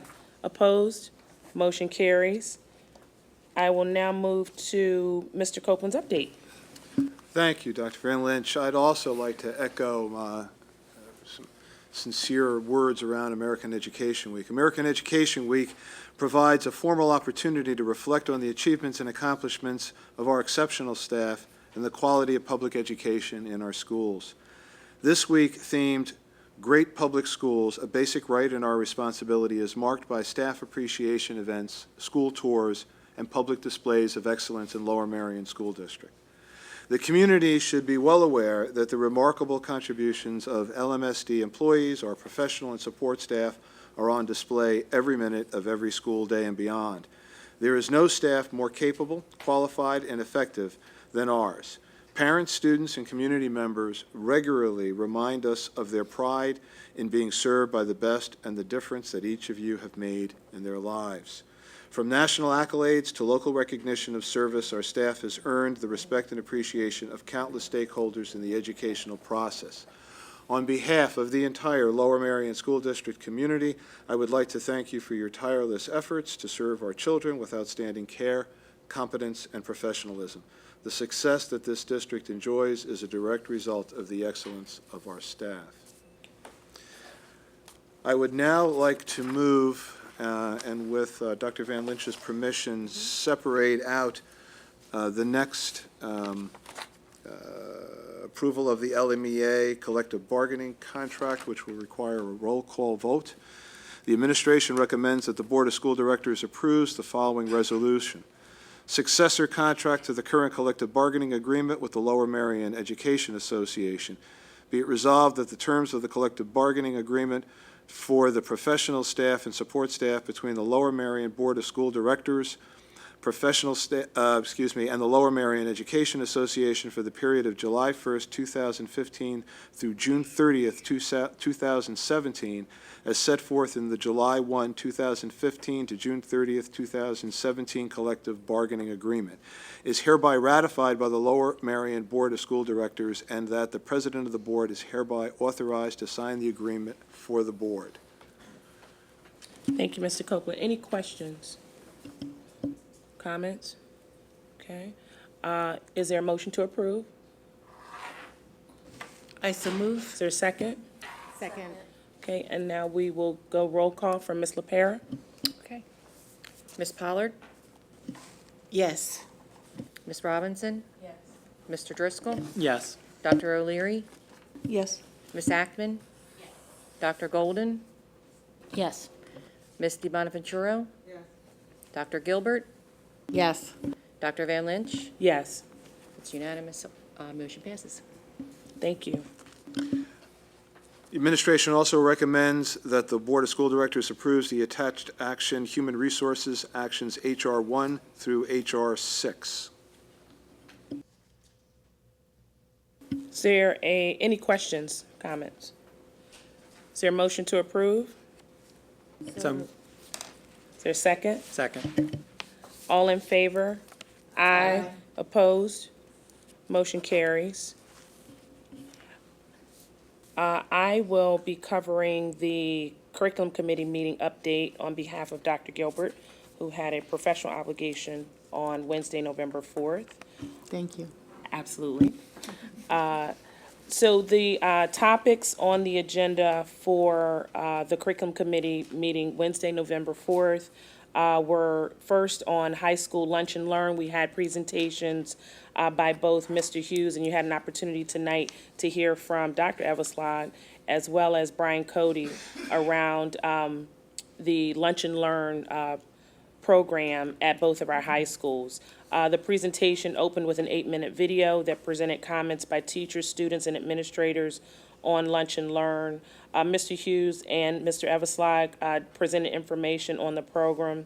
One of the pieces that they both shared with the committee was the importance of understanding that we're still norming this process and finding our way in terms of students, teachers, and administrators. And so both high schools are working to strike the balance.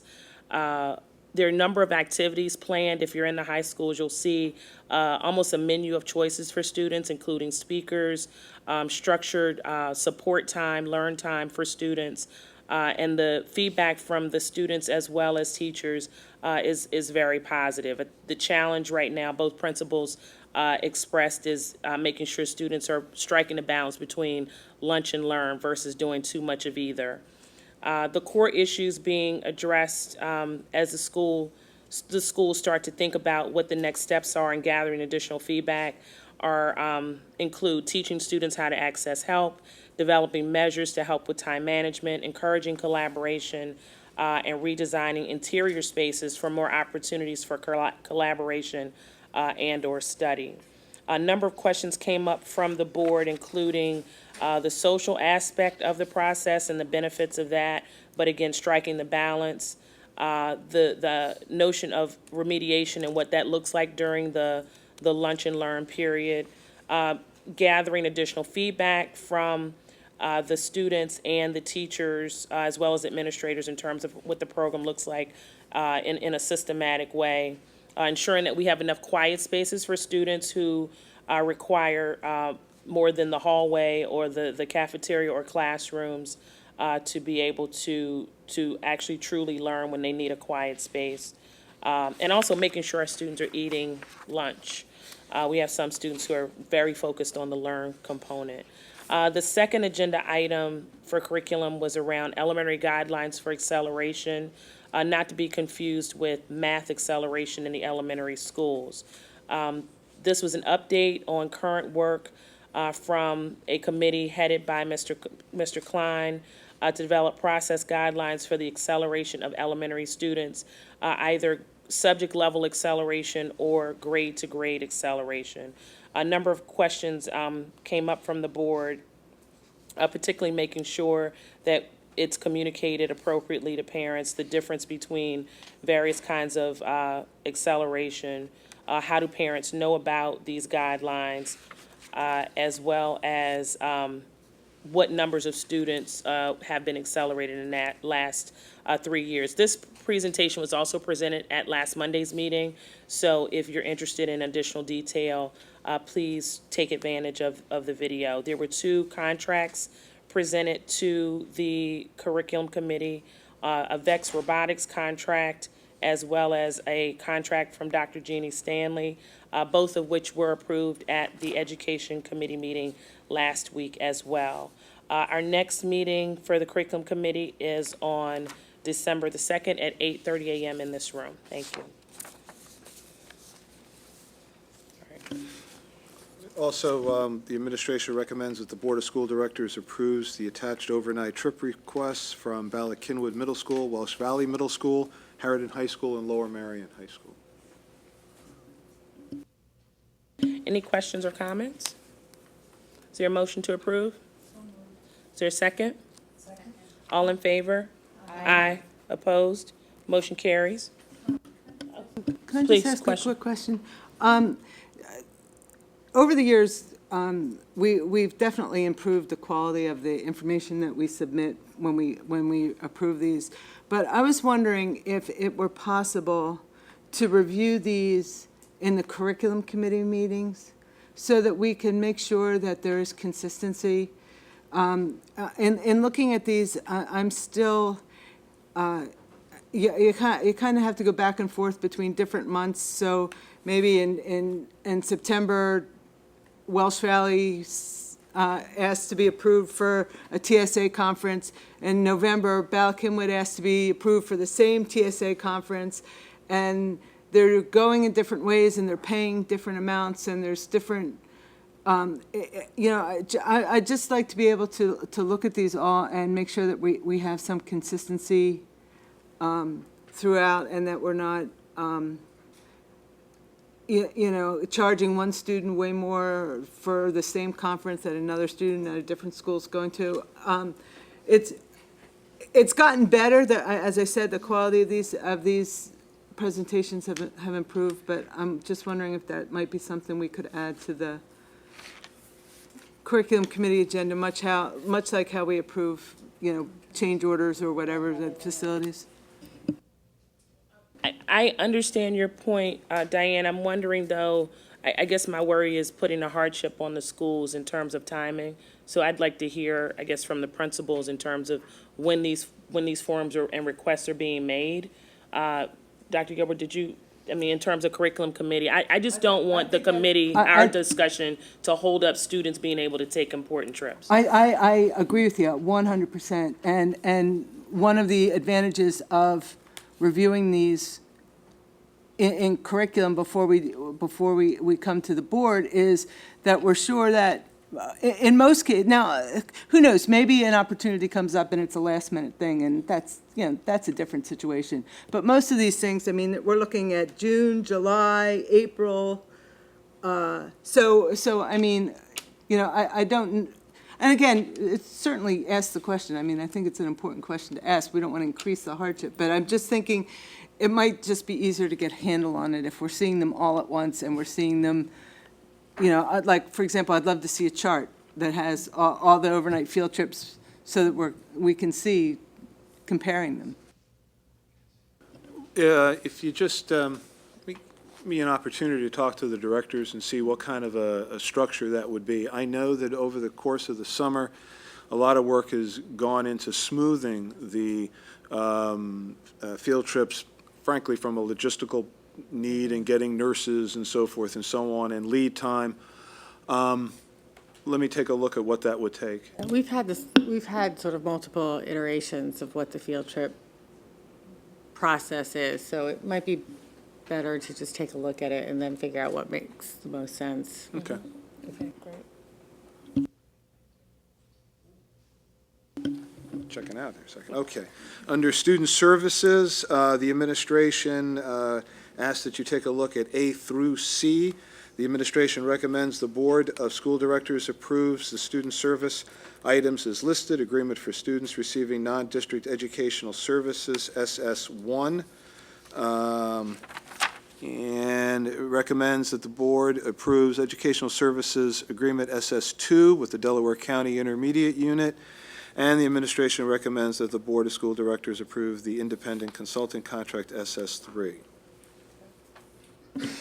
Any questions or comments? Please, Mr. Driscoll. I just have a very quick question for item B. The Delaware County Intermediate is running the class, but I believe Ithan Elementary is a Radnor school, so it's just Delaware County Intermediate's running it just at Radnor building. You're getting head shapes. Okay, thank you. And that was actually where my question was going as well. Chester County, Delaware County, Montgomery County, and then what are the services that we're getting from Ithan? Is it autism? I don't know what kind of support we would get from another public school.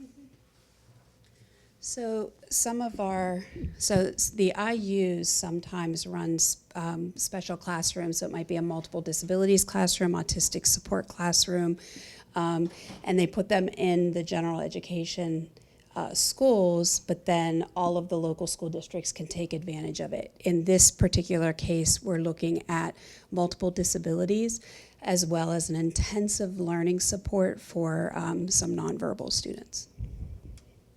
It's good. Any additional questions?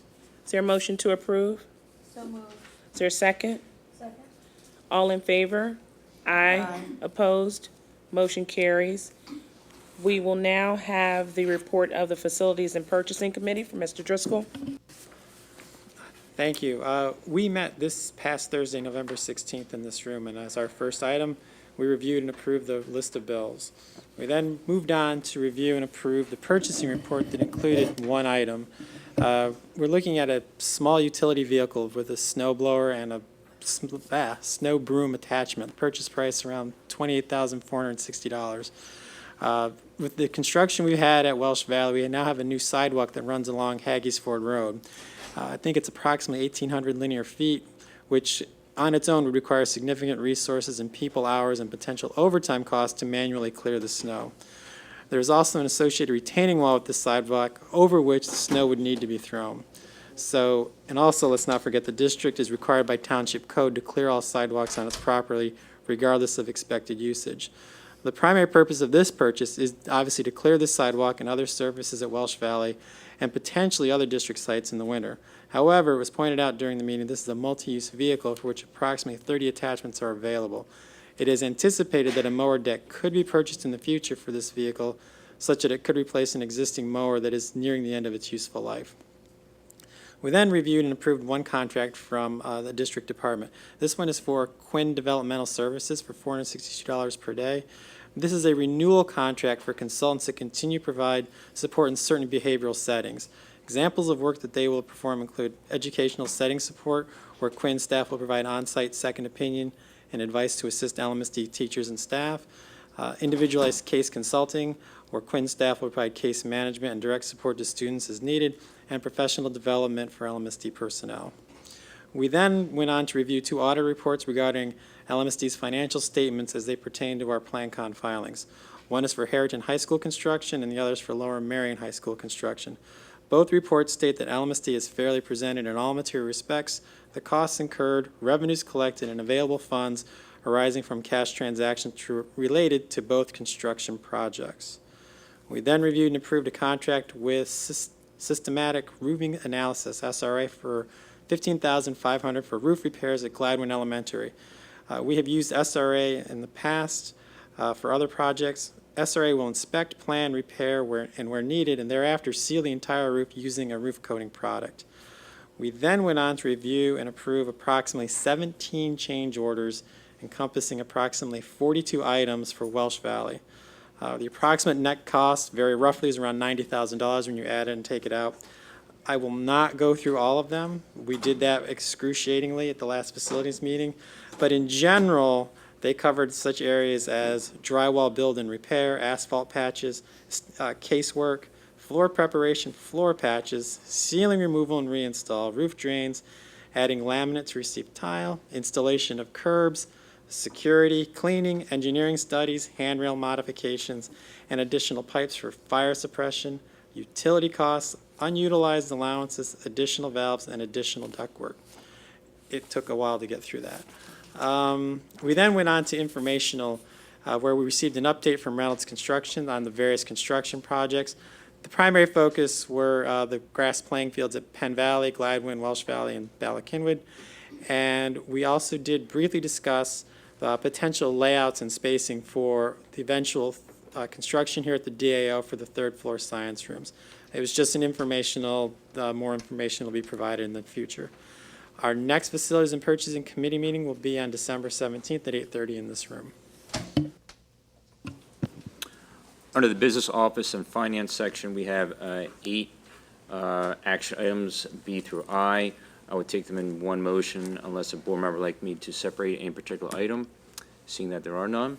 The administration recommends that the Board of School Directors approve the following action items: approve the list of bills, approve the financial report for October 2015, accept the donation of 6 CPR in-school training kits from Barbara Crancer to the students at Harrington High School to facilitate a hands-on CPR training program, accept the donation of $31,471 from the Belmont Hills Elementary Home and School Association for the purchase of 6 ceiling-mounted projectors for classrooms at Belmont Hills Elementary School, accept the donation of a snare drum, carrying kit, and drum stand from Wendy McCormick to the Kinwood Elementary Music Program, accept the donation of a used Lavono T420S laptop computer from Ballard Spar for use at the Lower Mountain High School robotics team, approve the DEP grant agreement for the acquisition deployment of 8 CNG school buses in the max amount of $159,126, and declare surplus equipment as surplus property and authorize the disposal thereof. Thank you. Just before I call for questions, I wanted to make sure the board accepted the donations with gratitude from a number of HSAs and very generous community members. So with that, are there questions and comments on the items A through I? Okay, motion to approve? I'm sorry, Lori, please. I was just going to congratulate our facilities department on. Mic up. Your You microphone. got a mic up. That's great that you got that grant. Very cool. That's all. All right, thanks. All right, so do you want to approve then? Yes. Okay, is there a second? Second. All in favor? Aye. Opposed? Motion carries. Under Facilities and Operation, we have 5 action items, B through E. I'm sorry, A through E. And Mr. Driscoll went over all of them in his report, so if anybody has any other questions, I'm going to take them all in one motion, seeing that there are none. The Board of School Directors, the administration recommends that the Board of School Directors approve the following action items: award the bid for snow removal equipment for the Walsh Valley Middle School, approve the proposal systematic roofing analysis dated February 27, 2015 for professional services for roof repairs at Gladwin Elementary in the amount of $15,500. Approve the submission of Plan Com Part J, the project accounting based on final cost, and the financial report to the Department of Education. That's for project 3233, which is the Harrington High School project, and also project number 3295 for the Lower Marion High School, and also approve the change orders for the additions and alterations at the Walsh Valley Middle School project.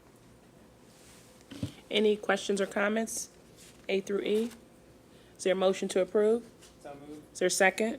Second. All in favor? Aye. Opposed? Motion carries. We will now have the report of the policy committee by Ms. Robinson. Thank you. The policy committee meeting was held on November 6th, and we have one policy that is up for a second reading. Policy 704, recognition of contributions to the school community. This policy is being changed to include only items of a permanent nature. Temporary recognition will be guided by building level practices and procedures. AR 704 was also proposed to provide additional details regarding the nomination and approval process. We have two policies up for a first reading. Policy 130, guidelines concerning religion. This policy was initially reviewed in the spring of 2015. The adjustment to the policy is to move procedures to the administrative regulation. Also, language has been inserted regarding avoiding conflicts during scheduling athletic activities and coach activity sponsors and the related prohibition of retaliation. Policy 460 was reviewed, tutoring for a fee. This policy is being reviewed as a result of issues raised by community members regarding equity and access, as well as the ethics involved with our teachers tutoring students for a fee. The revision also includes a proposed elimination of AR 460. And we discussed policy 713, not in great detail, but in terms of identifying issues. It was access to school facilities was briefly reviewed, involving identifying issues to be resolved prior to bringing the policy back to the policy committee in the future. And the next meeting of the policy committee will be on December 11th at 8:30. Thank you. Thank you, Ms. Robinson. Policy 704, recognition of contributions to the school community, was reviewed for a second reading. Are there questions or comments on policy 704? Is there a motion to approve? So moved. There's second? All in favor? Aye. Opposed? Motion carries. The following policies were reviewed for a first reading. Policy 130, guidelines concerning religion, and policy 460, tutoring for a fee.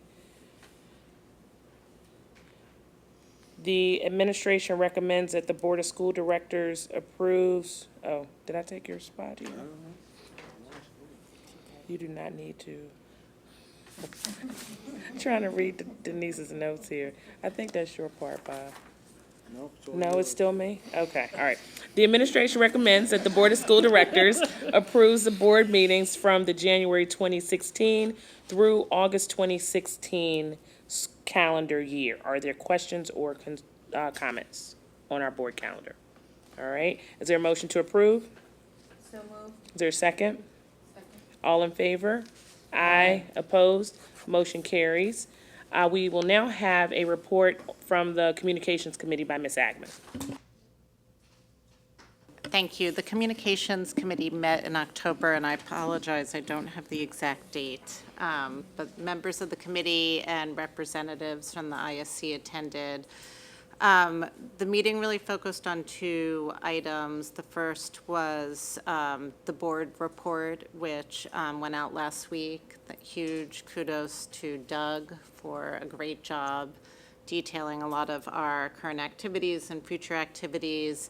We're going to use the report to provide ongoing updates to the community on the strategic plan from the board perspective, and are still getting suggestions and ideas about how to make the report even more useful as a way to kind of make sure the community knows what we're doing. So those suggestions are always welcome. And the second item we focused on was the launch of the Community Resource Network, which will be this Wednesday night at 7:30 after some of the ongoing regular business of the Communications Committee. I would call this a soft launch, so we're going to kind of get it going.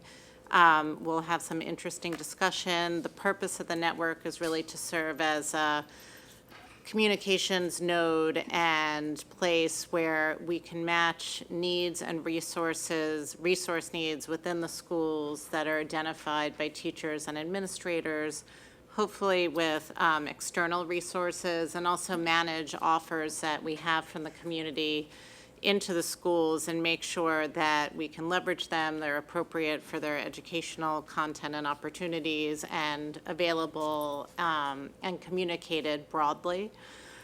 We also would like to formally change the committee name to the Communications and Community Outreach Committee. Is that what we decided? Yes, Community Engagement Committee, sorry, it's late. And moving forward, I think that will be the plan, because we want the mission and focus of the committee is expanding beyond just communications, but actually engaging the community with the schools and the board and the administration. So thank you. When's your next meeting, Ms. Hackman? You have it down? Sorry. Our next meeting is this Wednesday at 7, and again, this will be the launch of the Community Resource Network is an important component of the strategic plan implementation, something that folks here have talked about for a long time. Thank you. Yep. We will now hear from Dr. O'Leary with the Legislative Committee report. Thank you. The Legislative Committee met Wednesday, October 28th, and we discussed sort of ongoing legislative ideas in Harrisburg. The first one was Senate Bill 909, which is proposed legislation that requires any tax increase to go to a referendum, pretty much without any exceptions. This is moving very quickly. It's tied up with budget negotiations. We're not quite sure exactly what's going to happen, but it seems to be changing at the speed of light. So anyone that feels strongly about this issue should contact their legislator, their representatives very quickly. We set the goals for our committee this year. We're going to run a forum with our representatives that the entire community will be invited to, much like we did last year, but we're going to change the format a little bit. We'll probably have a guest speaker to one of our meetings, probably in the spring, or not in the very near future, but we're looking at some guest speakers. We're looking to facilitate some more regular connections with our local governors, the Borough Council, and the commissioners. And we'll continue to work with the MCIU through their legislative committee and calls to action that they put out. The next scheduled meeting was Tuesday, the 24th of this month, and we're going to cancel that meeting due to some conflicts. So the next meeting will actually be December 15th at 8:30 a.m. Thank you. Thank you, Dr. O'Leary. At this time, I'd like to call for audience recognition on non-agenda items. If you could sign in with Ms. LaPera. Again, there's a 3-minute limit, and if you could let us know your name and from what part of the district you reside.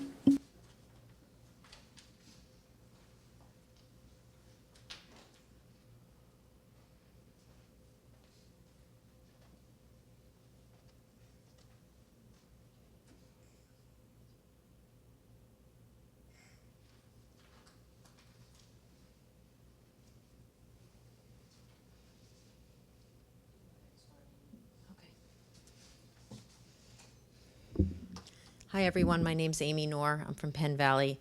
I didn't get to say this last week since I was racing through my 3 minutes, but I really want to thank all of you for your service as school board members. I know full well just at least some of of the many hours you spend every week, and I know it is an exhausting job, but it is a vital service to our community, and I deeply appreciate everything you do. At last week's meeting, I and many other parents raised 2 issues: changing our grading scale to be consistent with other local districts, and vigorously investigating whether this district can effectuate a later high school start time. I raised these 2 issues together as they both relate to the high stress in our high school students. The grading issue is relatively easy both to understand and to change so that we are consistent with our sister districts and not penalizing our students in college admissions. But regarding sleep and later start times, it's more complicated to implement later high school start times. But in about 80 other districts, they have made this change. So we're not being trailblazers. We have a lot of talent in our district, and I'm sure we can figure out how to make this work. It is time to vigorously explore this change. It will further promote students' health, safety, and academic success, and it is in the best interests of all students. Mr. Copeland responded at the close of last week's meeting that he believes the strategic plan is the place to consider these issues. How and when will these issues be considered? How can parents in the community support moving them forward? What can we do to engage in this discussion and be a part of the process? Thank you very much. Thank you. Next speaker. You can talk at the end. Sure. Yeah, thank you. Hi, my name's Barnes Bierk. I live in Narberth, and I have 2 children in the school system, and as in Lake Wobegon and here, my children are above average.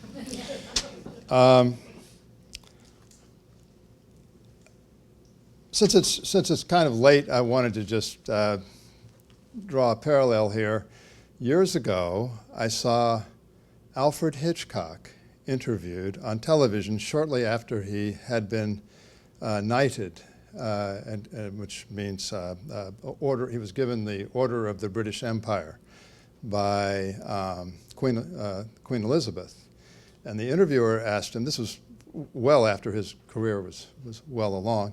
And the interviewer asked him what he might say to the Queen. And he said in his own inimitable way, I should think I would like to ask Her Majesty what took her so long. And people may be eventually asking what took so long to change the high school start time.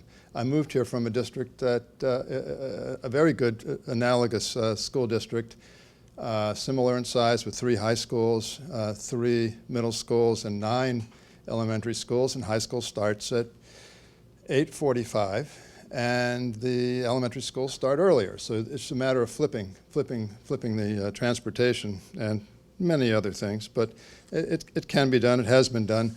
Am I allowed to give a handout to the board members? Okay.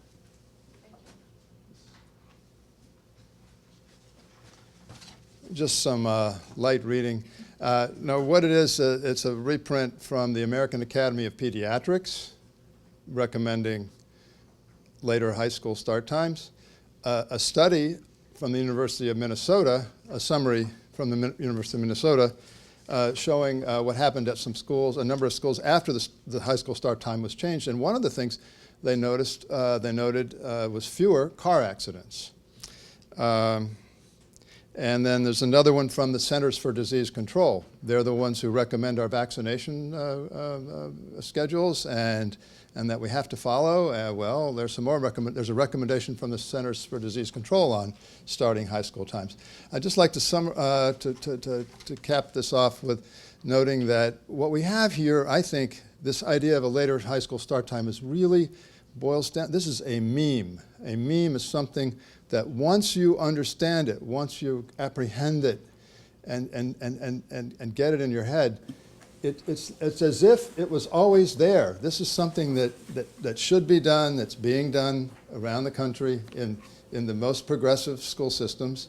And I think once you hear more from more parents, it's going to be standing room only. They're going to be filling up the lobby. And it just has to be done for the education of our students. Thank you. Thank you. Next speaker. Ellen Keefe, Penn Valley. I will be very brief. I'm as tired as you are, and sleep, and so our students are too. We are going to do something when we can have a coalition. Well, I don't know how you start a coalition, but I will share with you that Radnor administration right now is exploring student sleep needs. They are having conversations about this. School start times are one of the things that they are considering, but they are looking at the needs of their students, and Lower Merion School District needs to get on board and do this now. It's going to take a while, so let's start at the process. Have a good night. Sure. In response to the question, I think that we are the Strategic Plan Leadership Team is going to have a meeting tomorrow, as a matter of fact, and is going to have an expanded meeting with our consultants on December 15th. I would have a better answer for you on exactly how participation would be expanded or invited in after that meeting, but I'll certainly be able to share that with you, Mrs. North. Thank you, Mr. Copeland. In accordance with Act 93 of 1998 Sunshine Law, Board of School Directors met in executive information sessions on the following dates: November 9th to discuss personnel and real estate, as well as November 16th to discuss personnel and real estate. Upcoming meeting dates: November 18th, communications, 7 p.m. November 24th, legislative, sorry, my apologies. Okay, December 2nd, so November 24th, legislative committee meeting, it's canceled. December 2nd, curriculum committee, 8:30 a.m. December 7th, board reorganization meeting, 8 p.m. December 9th, communications, 8:30 p.m. December 11th, policy committee, 8:30 a.m. It says, yes. Thank you, Melissa. All right, I read exactly what I saw. I can read. Okay, December 11th, policy committee, 8:30 a.m. December 15th, legislative committee, 8:30 a.m. December 17th, facilities and purchasing, 8:30 a.m. December 21st, regular board business meeting, 8 p.m. And before we adjourn, I want to again extend grateful congratulations, and we appreciate all that you've done on behalf of the board and the community, Dr. Golden, and wish you well. And again, I'm sure you're glad to have your Monday nights back. But again, thank you again on behalf of the board and the community. With that, we're adjourned.